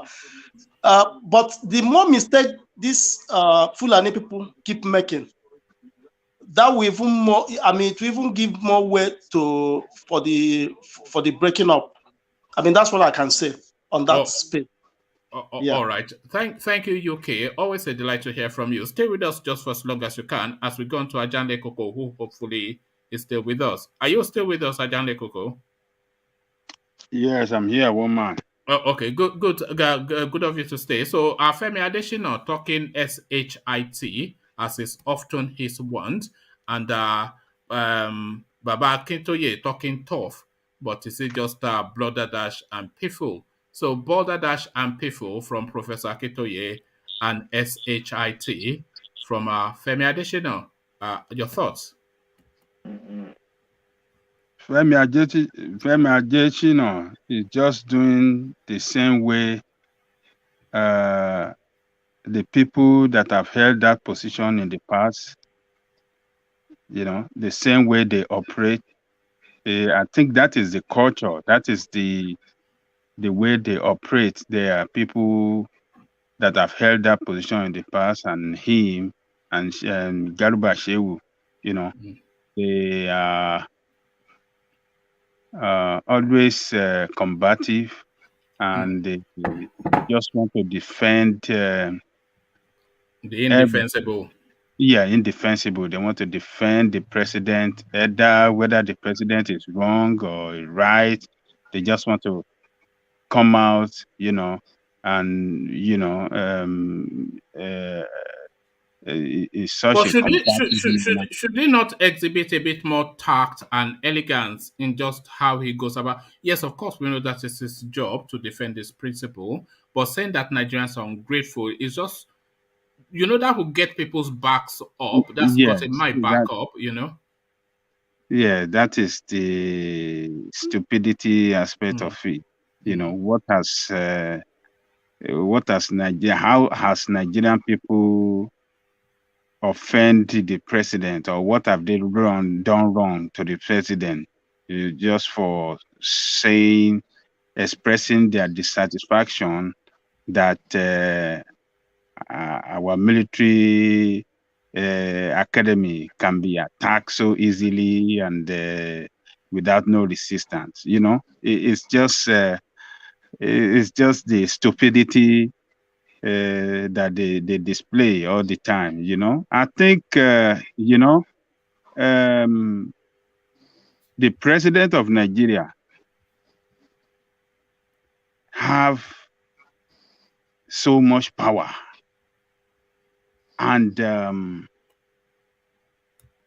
that is why they recognizes that, and that is why they will die for the president. That let us everything we say about him, there is no consequence for it. Which if they talk any nonsense against the president, we have to push back because we are occupying the most supreme, the most powerful office in this country. We can do and undo. You understand what I'm saying?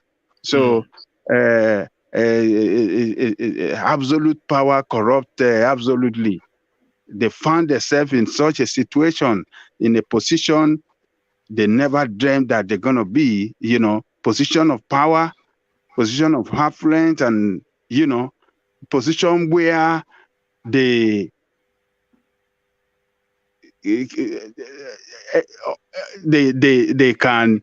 talk to the most powerful people around the country that they never even think that they just found themselves in such a position of power, and they are power drunk. And that is why I think that is it, power drunk. They are power drunk, and they want to defend that position by all means. They feel if anybody just say anything, anybody say anything to that position, it appears ridiculous to them. Adanle Koko, do you think Femi Adesina feels that because he's a Yoruba man, he has to go even harder to prove his loyalty to the Fulanis? Do you think he feels he has to go that extra mile and be a bit more punchy, a bit more aggressive, and somewhat more crude in his tonality just to prove himself to the Fulanis? I don't think so. It is that position that make them behave like that. This man at Arise TV, or what is his name? Abati. He was doing the same thing too when he was the spokesperson of Jonathan. The same thing Okupe was doing. In fact, Okupe was very combative than these guys when Okupe was there. So it is that position of authority that they are not accountable to anybody. It's a position of power, and they are not accountable to everybody. And that is why they speak like that. You cannot see the presidential spokesperson of United States speak like that. No. Calling Americans ungrateful, imagine. It will not last 2 minutes. No. You can't, because the president will fire him that very day.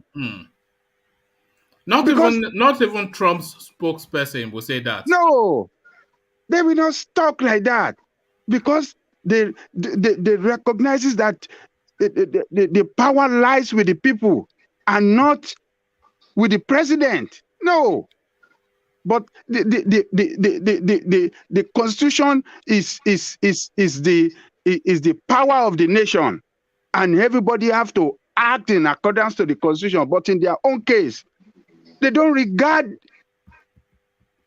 the Constitution as they see themselves above the law because they wielded so much power around them in that office. So it's just the tradition. That is the tradition of people that occupy that office. So Adesina acting that way, I think it's just simply following the tradition, and until we have the president in the office that follow the law, that doesn't contravene any aspect of the Constitution, that is when you will see the spokesperson speaking in a civilized manner and not this crude and Agbero something. Agbero. I mean, you just want to you just feel ashamed. But you know, when you see Adesina speaking, sometimes I feel ashamed as a Yoruba person. The language does not fit the space, Ajanle Koko, because he's speaking off the back of the security being breached at NDA and people being killed. So he should be somber and contrite to acknowledge the gravity of the event and the lives that were lost. So the terms like ungrateful and that language did not fit that space in time. Maybe under another topic you can speak like that, but not under this topic and not at that time. There is not even any topic that will make you say Nigerian people are not grateful. I mean, we are talking of the people that voted you, that voted the president in the office, voted him into the office. No, I mean, it's just they are not accountable to anybody, so they do whatever they want to do, and they are not going to be checked by anybody. They don't respect the law, so that is just the way. So they see themselves as alpha and omega, and sometimes you just hear these people. You feel somebody like Adesina that is well educated, that has been in the media space for a long time, and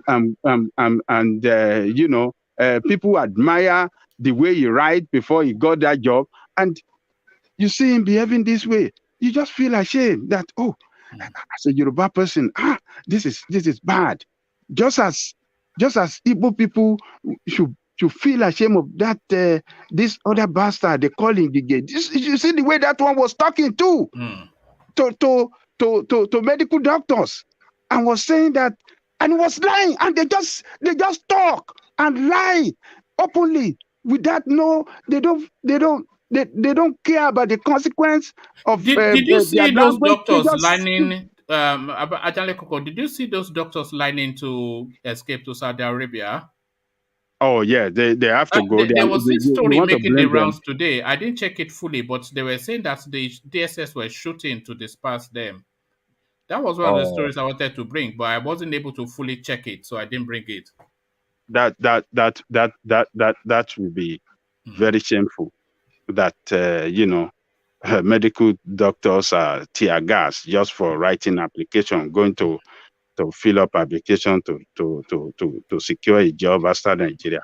Why should they be tear gas? That is the lawlessness that we are talking about by these criminal people at the helm of affair in our country. They don't care about anybody. They don't care. Do you know? I was watching the video of those doctors that were going for that recruitment. One lady said something that almost make me shed tears. She said the professor that taught her at university was among them there. Going to hustle with the students. The professor that taught her in 2011.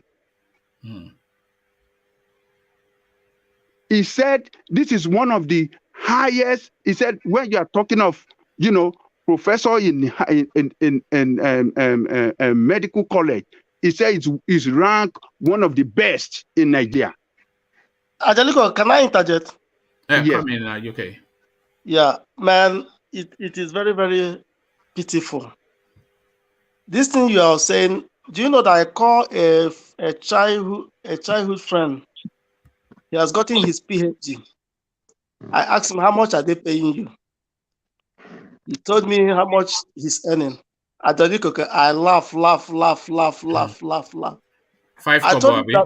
I I told him that you can. I told him you can even stop working. I'll be paying you. Could you imagine?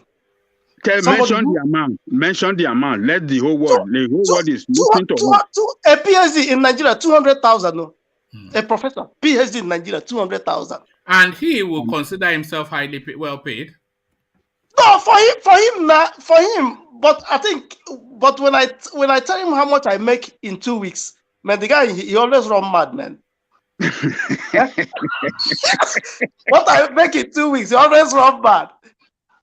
I'm trying to make him to come over here. I'm telling you. I mean, no, the guy. I mean, he's very, very intelligent. He's a Rivers from Ikwere guy, and I'm trying. No, the thing I promised him that I'll make him to come over here, whatever thing it will take me. You know, earning 200,000. That is, I think that is how much is that to dollar? 200,000. Is it not? That's less than $500. There you go. Huh? That's less than $500. This is what. Yeah, I think that is 400. Yeah, why people people that work in McDonald's here, they make more than even doctors. People that work in McDonald's here, just McDonald's. Oh yes. Just the one thing, just off the back of what you're saying, UK. If anybody knows anybody that is talented in Nigeria and you can help facilitate their escape from that country, then I will encourage you to do it. One, because the talent will be wasted, and two, if you're able to get that talent to where it is appreciated, it will impact profoundly on the space that they are. So if somebody that has real talent, like this person you are describing, if you're able to help him, then do. I will do it because I know my alma mater where I took some of my college degree. Even I know one professor. I mean, because this guy, he's very, very good in. He did this PhD to microbiology, to PhD level. So I know one of my professor because when I did my this, and the man, we still talk. So I've been talking to the man, self, a white guy. I've been talking to him. So if everything right, then this guy will start making his paper. Then we'll find a way for him to come over here. All right. Thank you for that, UK. Back to Ajan Lekoko, but before you go back to your Ajan Lekoko, let me acknowledge Plenty Water super chat and a super chat into that FEMI additional space. So this is what he's saying via super chat. It looks as though, by the way, Ajan Lekoko, it looks as though Plenty Water has forgiven you now because his hobby for a while was just to come and be flogging you here, but I think you are now friends. But now he speaks to he speaks to Adesina instead, and this is what he's saying. He says the job of a spokesperson is to communicate what the employer wants and a spokesperson is not allowed to have an opinion outside what the employer orders. Otherwise, such a spokesperson will be fired. So he's essentially saying his master's voice. So he says, sorry, employer. We understood that. It says if Adesina is still employed and he hasn't apologized, then his employers are happy with him. So he's saying necessarily he has to sing to his master's voice. That is what he's saying essentially, which I think not a lot of people disagree with. But thank you for the super chat, Plenty Water. As I take Ajan Lekoko now to the space of state police, the narrative, they say oxymoron. I don't want to be using that word too often, but this is it again. An oxymoron, a contradiction in terms, state police, federally recruited. Have you ever heard such a thing, Ajan Lekoko? The person that makes that statement, I don't think is speaking in is not a spokesperson for the president, or is not speaking. No, this is coming from the this is actually speaking through. This is the APC party, which essentially speaking through Saliu Lukman, Director General of its Progressive Governors Forum on Friday. This is the APC party speaking. So it says the All Progressive Congress APC has given conditions by which it would support the clamor for the establishment of state police across the country. Speaking through Salihu Lukman, Director General of its Progressive Governors Forum on Friday in Abuja, the ruling party said it would only allow state police to operate if it was under the supervision and control of the federal police. So, spokesperson of APC, essentially, Fulani speaking, is really the thing. Is it saying that is the position of their party? Well, yeah.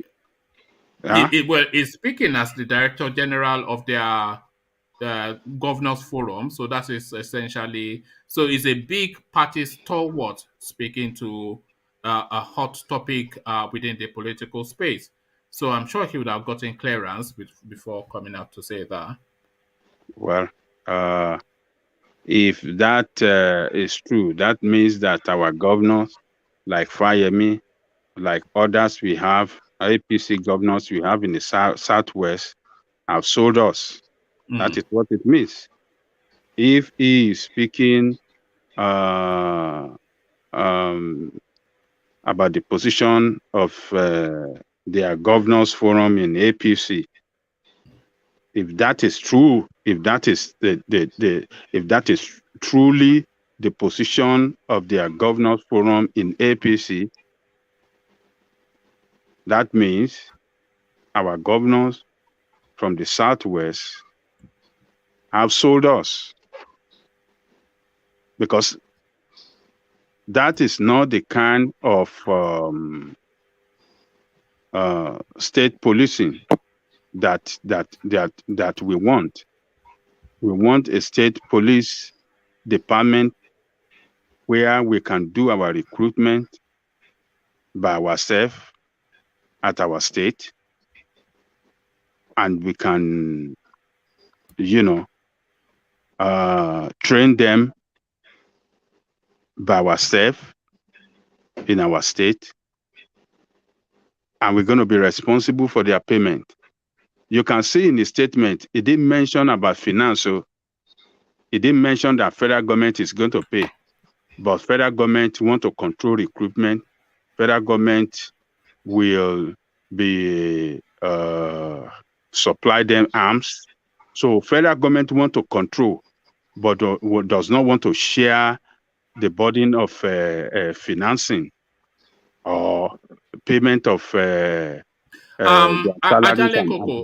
Koko, he did speak. He did speak on finance, and this is what he said. He says on the issue of funding, he said that there was also a need for a new arrangement once the creation of state police was considered to ensure that they operated effectively. According to him, such arrangements should insulate the operations of the federal police. So I don't know what that means, but it's saying essentially that the federal police finances should still be protected no matter what you use to fund the state police. But yeah, that's what he said. The guy is just talking nonsense. All he's saying is nonsense. And if that's the position of their party, that means that once again they are telling us what APC represent. APC represent, illegality, doing things, and running Nigeria in such with such. How is Akeredolu still in APC? Because Akeredolu seems to be the antithesis of what APC is all about. Actually, as far as I'm concerned, I don't want to believe that nonsense. I think that is Fulanis in that party speaking. Yes. I think that is the Fulani's position. Because sometimes when you hear the party speak, it's not the total. Yes, I agree. It's not the totality in instances where you hear these things. It will just be a side faction speaking through that space and then putting it under the party banner. Fulani's position in that party. So I don't think that Akeredolu will agree with that at all as the chairman of the Southwest Governors Forum. I don't think he will agree to that at all. So it is the Fulani. You see the way they have divided that. You see the way these people have divided the party the same way they're trying to divide that country along tribal line and a sectional line. You see the way these APC people, these Fulani people are running, they are trying to do things. So, but that option cannot work. I believe our people will not take that from them, and it's not going to work. And let me tell you this, never will we get state police under this administration. Never will we get it. Because you know why? The police itself is not well funded by federal government. It's the state government that fund the police the most. If the state governments are not funding the police, giving them vehicle, giving them some other materials that they need, security will have got worsened than the way we are seeing it. If the state have, stay away from the police, that Chebi, you are federal government, your IG is appointed by federal government. You, inspector, you are responsible to federal government. Go to federal funding. We are not part of you. Security will have collapsed completely. You see Lagos State, you see there Ogun State and all the rest. They fund the police more than even the federal government. So you know that Dangote even funds them. You see some police cars with Dangote's name on it. Yes. So if now they want to fund, they want to have state police, that definitely means that if the state eventually have their state police, they will not fund that federal police anymore. That is what is going to, is going to happen. And they won't want that to happen. So you will see a situation where the Inspector General of the state will be kicking against the formation of state police.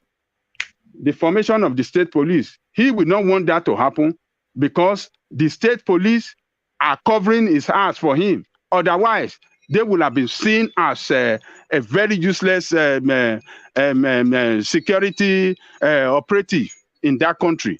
So it's not going to happen. It's not under this administration. It's not going to work because this is administration that doesn't care about security. It doesn't care about security of life and property of the people, particularly our people all over the country. Don't let me even say the people of the South. All they care for is the Ruga. How will it get this grazing land for this criminal herdsmen? That is what he cares for. It doesn't care for the security of life and property. So it's not going to let the state police happen. It's not going to happen under him. I can guarantee that.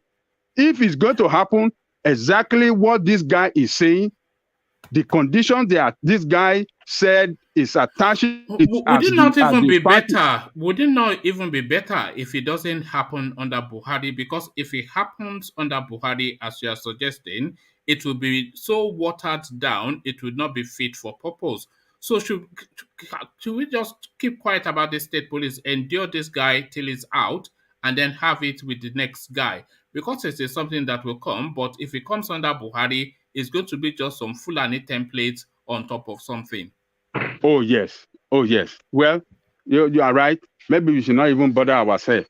Because if we want to agree that it's going to attach all those conditions to it, and people, most of the governors, particularly the governors from the South, those PDP governors will kick against that.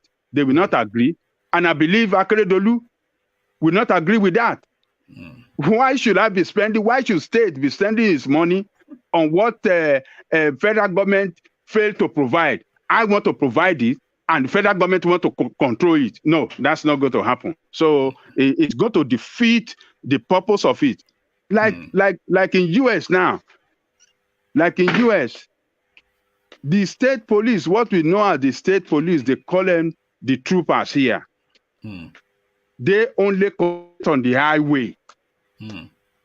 The police we have at the local level is all county police, just like a local government police. Local county, what we regard as county here is what we call local government in Nigeria, local government area. So the police we see in all the places are counties police. The state police are the paratrooper. We call them paratrooper. They only concentrate on highway.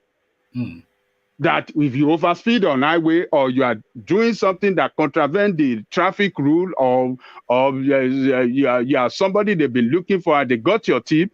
If you are riding on the highway, they will get you. They will never come to the inner road to arrest anybody. It's never going to happen because that is not their responsibility. They are not to arrest at the inner road or within the city.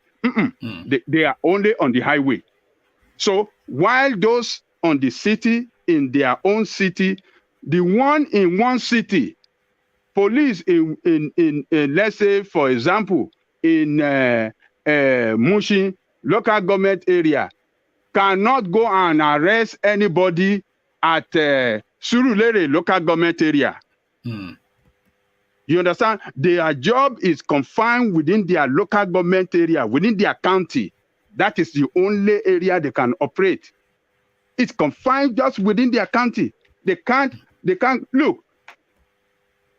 If the speed limit, let's say for example, the speed limit is 55 miles an hour, and I see a police officer that is not from my counties, I can run past that police officer like 70 or 80 miles. It doesn't have the right to arrest me in that local government. That is not his own. He cannot arrest, he cannot pull me over because that is totally out of his areas of jurisdiction. He cannot arrest.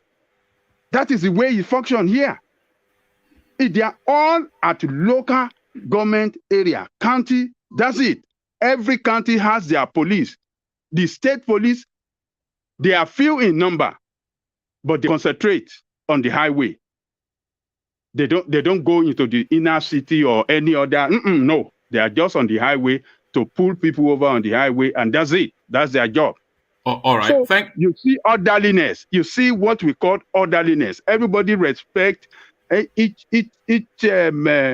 police department. Stick to their rule of engagement. They don't bypass. They don't overpass. They don't do anything outside what is being given to them as their responsibility. But you see what they are doing in Nigeria. Police, the federal government want to control everything. It's a shame. All right, thank you, Ajale Koko. Plenty Water continues to super chat, and he super chats to this topic that you're addressing, Ajale Koko. And this is what he says. He says, state police will take some burdens off the federal government. They can focus more on the military and other things. How do we design the state police in a way that the richest man is not their controller? So this is the question. So two things embedded in that super chat by Plenty Water. State police, of course, will unburden the federal police and make it more fit for purpose because police should be localized. So that's the first half, and the government can focus on the military, which is what their real remit is. But how is that designed? And I think Ajale Koko just gave an example of how it should be designed. But more importantly, how does it not fall into the hands of Mr. Big? So that is the $1 million question. We all know for certain that it will always fall. The state governors will use it as if Nigeria can their political thugs and use the police as if Nigeria can follow United States format, that will help. State can have its own police, but local government should control most of this police thing. It should be the responsibility of each local government to have their own police and not by state. State can have their own, but local government must have their own to control their own locality. That is how the job can be done. Okay. So like here, let me give you an instance. Like here, You see the state police we have here that we call the paratrooper, they don't engage in arrests, like going to someone's house to arrest. No, they are only for traffic.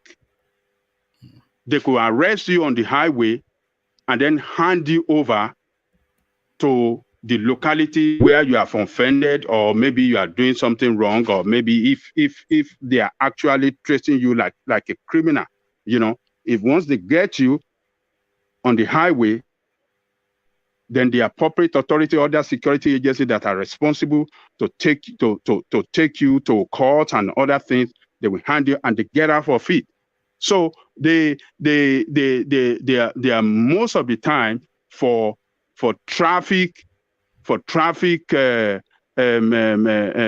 rules on the highway. So for civil offense and criminal offense is the local government police, I mean the county police that does that here. And that's the same way should be done in Nigeria so that we can have effective policing there. All right, thank you, Adanle Koko. Let me quickly move you for reasons of time to the next talking point, which might well be an area of interest for you. Grazing results we're talking about. Yoruba nation agitators, others threaten never before seen protest. Professor Akitoye and Tony Nnamdi talking tough, or are they just blowharding? Are they blowharding, Adanle Koko? Look, yes, when it becomes very clear that this guy want to push his villainization agenda beyond beyond be careful, beyond where our expectation.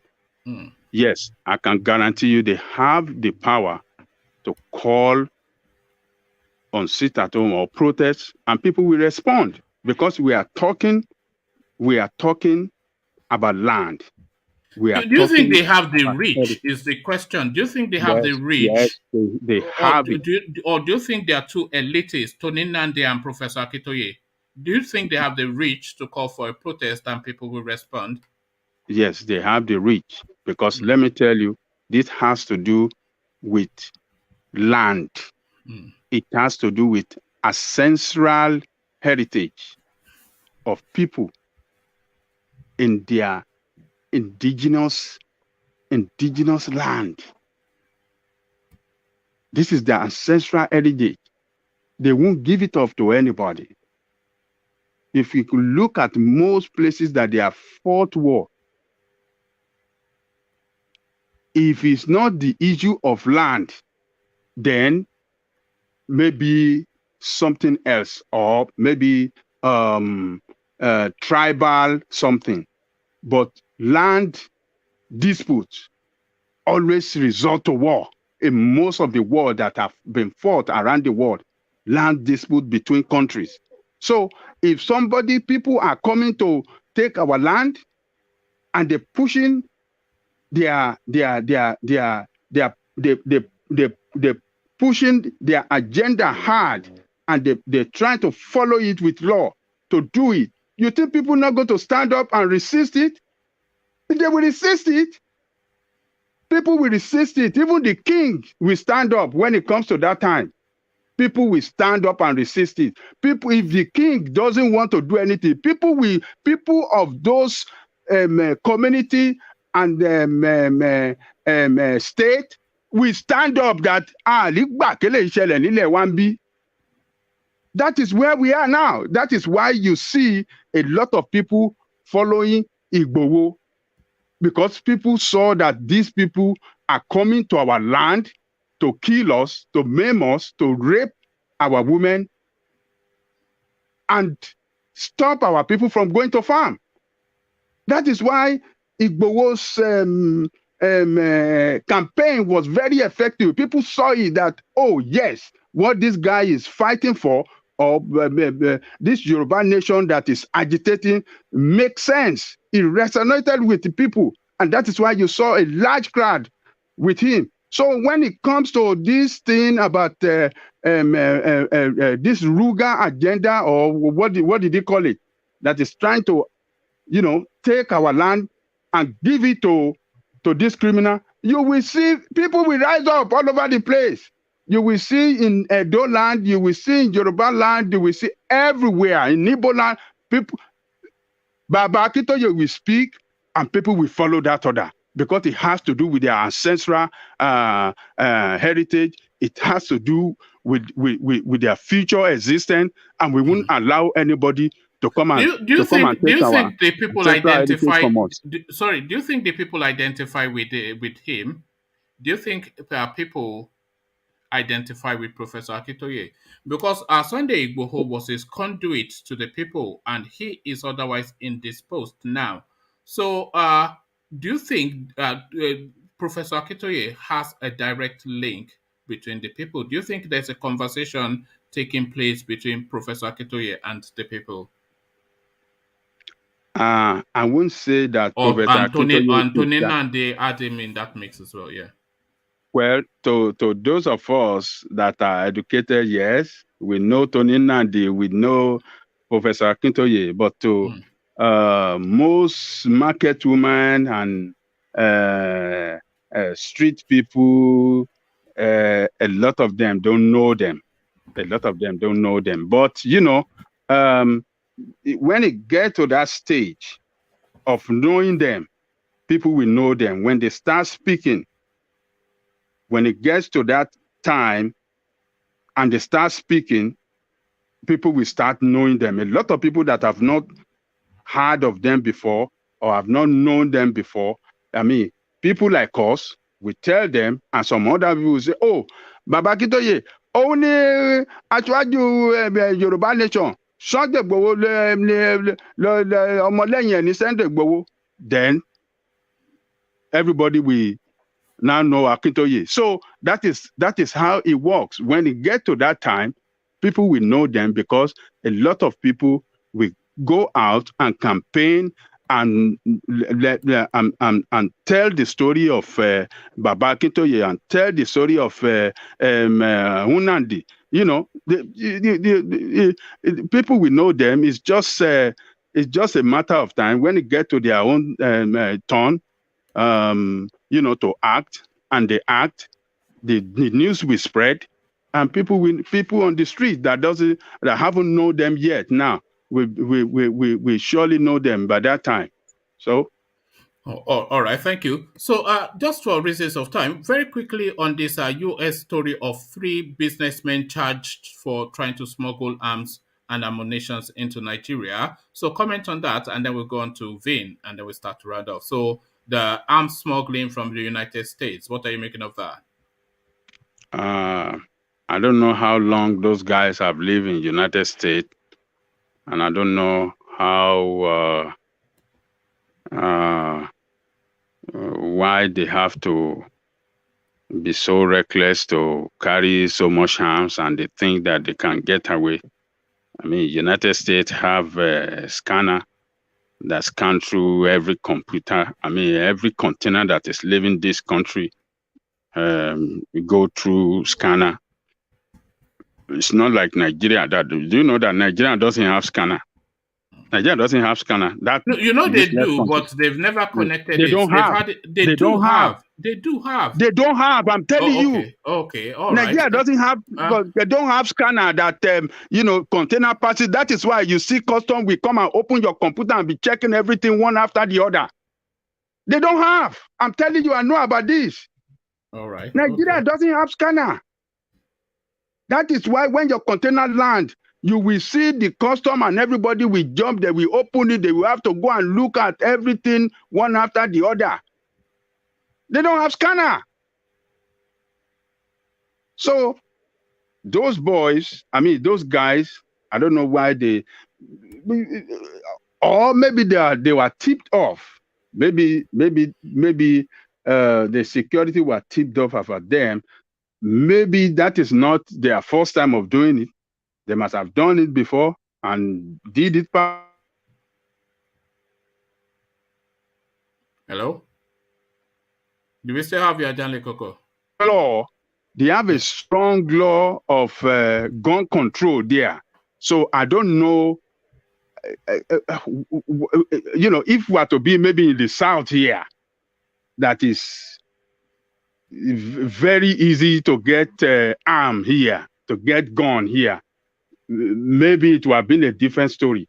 But up there in the Northeast, like Maryland, like New York, like New Jersey, those states that are controlled by Democrat, they have a strong gun control law there. So maybe they've been buying the gun from one place to the other, and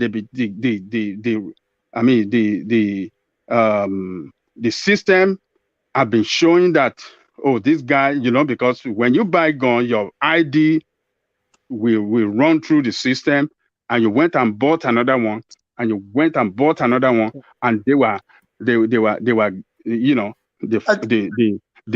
system, flash some distance to the security people, and they were able to start monitoring them, and they finally, got them. I don't know how they did it, but can I interject? Hello? No, carry on, yeah. Carry on. We can hear you. Okay. Yeah. This thing, like there's some, if you go, there's some part of Virginia, just close to our neighbor here. If you go there to get a gun in Virginia, I remember one day I entered even Walmart like this, the kind of gun I saw there, man, I shout. So because, sometimes they have like this, they call it NRA. Sometimes they do like a kind of promotion, mostly in Virginia. When you go there, you can get as much as you like now. I mean, can get as you like so much, yeah. Yeah, that's what I would say. Yeah, but even if you get it there, they will still run your ID. It might not be so strict like the way they have it in maybe New York City or New York. You're right. Yeah, they will still run your ID. Maybe they were so careless, buying here, buying there. So the system now flash their name that, this guy is getting too many harms, and then the security agency will now action, and they were able to got that is trying to export it, or they are trying to export it. So it's just unfortunate that they didn't try to study the law of this country on how to buy arms and what to do with arms and what not to do with arms. So, and it's just unfortunate, that they contravene the law. Schoolboy error. Yeah, maybe they were trying to do it to go and save their homeland, to save Biafran land. No, that's what they were doing.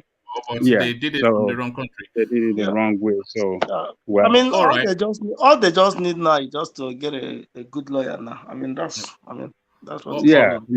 They caught them. I mean, they will just maybe some fine, or if they get a good lawyer, they can just tell them fine, stop doing it. They never do it again, and that's it. All right, thank you, Ajale Koko. Stay with us, but before I go on to Vin, a little treat for you, Ajale Koko. This one is for Ajale Koko.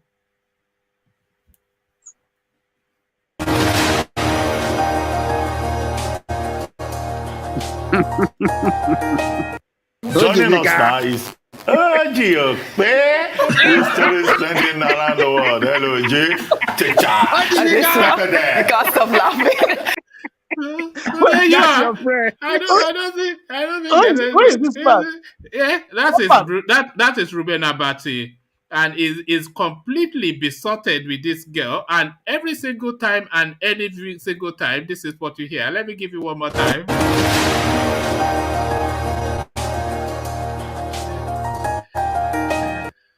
Joining us now is Giope. Who's still spending around the world. Hello, G. Take charge. Look at that. I don't trust that man with that lady. So who is that man? Who is that man? That is Ruben. That is Ruben Akpati, the former Femi Adesina of Goodluck Jonathan. So that is now a journalist and is completely besotted with one of his colleagues. And you just see the way he melts as soon as he guess what? He'll be Jamaica. Take charge. He love calling that lady. Take charge. He love calling her all the time. Yeah. All right. Thank you, Ajale Koko. So now to you, Vin. Do we still have Vin? Oh, I think we may well have lost Vin. Oh, all right. There we are. At least we heard a little bit from him. So I will start to round off now. I will start off with We'll start off with UK, and then we'll take it from there. So UK, just your remarks. Well, my remarks is that I want every indigenous people in Nigeria should resist anything concerned about this grazing. Whatever thing Fulani, no matter how they will put it in that their law, but I know that nothing lasts forever. You know, they can never win the people. I mean, they will think that they have everything to win the people, but at the end, people owns the power. You know, so what I just want to say is that Biafra must get their stuff. Yoruba must get their stuff, so that we can progress, because we cannot stay with this kind of people who are very, very backwardness in nature. So that's all I want to say. All right.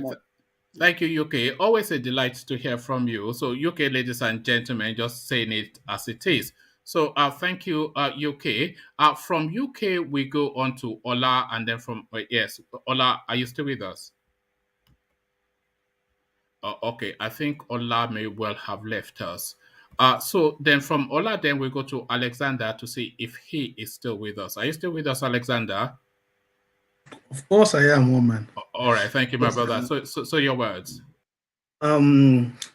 We as a people have to come together and fight the tenorical rule, and we have to fight against the open grazing. We have to fight against injustice, because an injustice against one is an injustice against all. And I hope as a people we will find our footing, because right now we are divided across every lines, and the sooner we get our act together, the better for us as a people.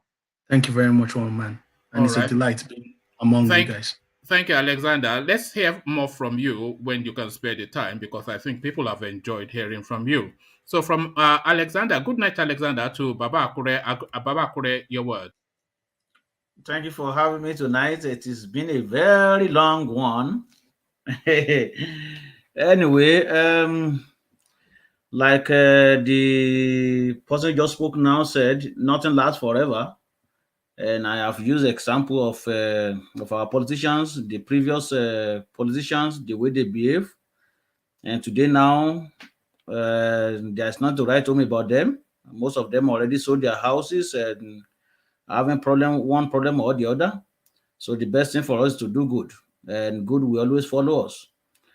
That is all my last point for tonight. All right, Baba Akure, thank you. Sleep well. You say it's a long one, but it's even shorter than the usual one. You know, we managed to keep it under 4 hours. I'm trying to keep it to 3 hours. We'll see if we get there. But Baba Akure, a delight. Thank you. Ajanle Koko, your words.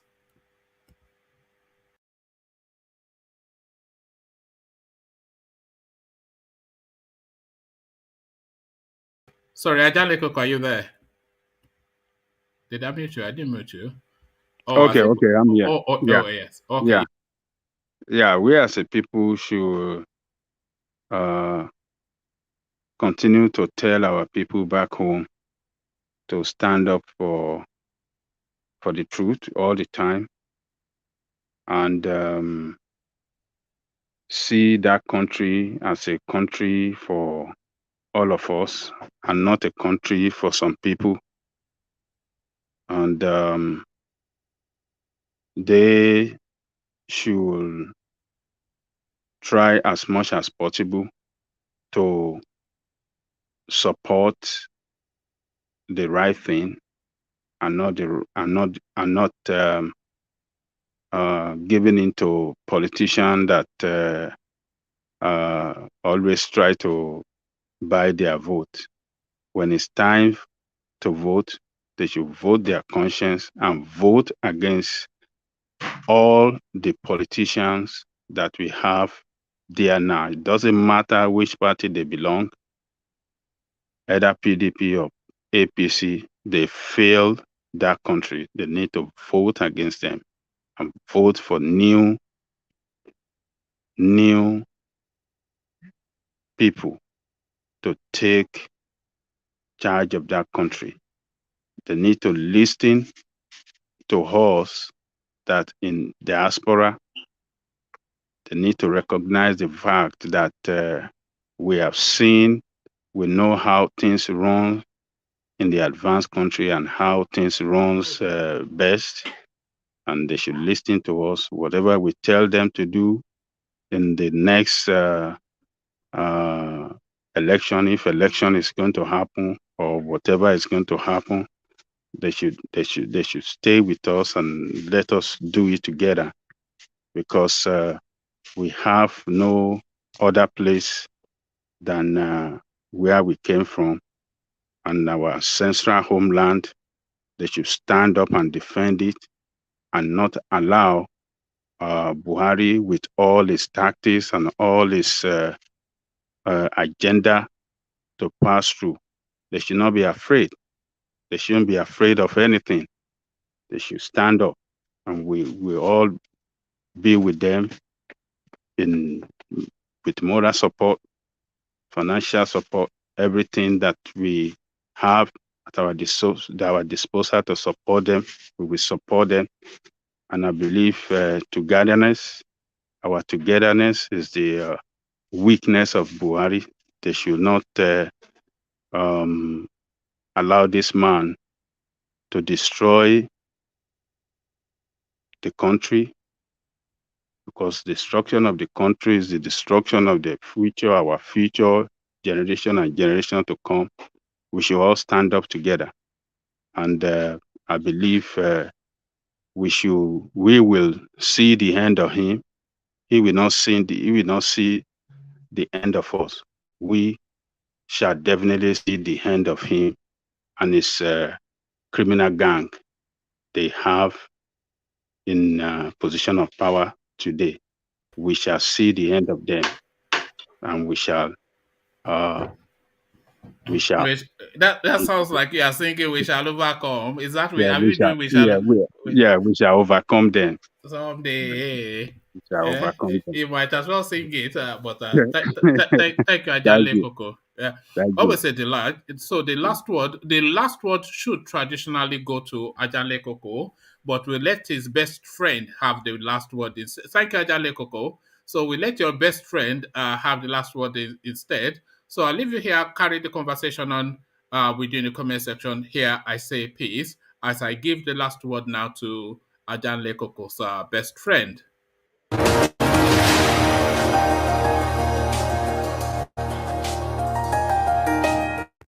Joining us now is Ojiokpe, whose story is trending around the world. Hello, G. Take charge. Adesina, you can't stop laughing. Or is it take charge no, or you are here now. No, you pepper them. That's always taking charge. You're joining him, Adesina. Our queen, don't learn anything else but just being a queen. How are you this morning? Fine, thank you.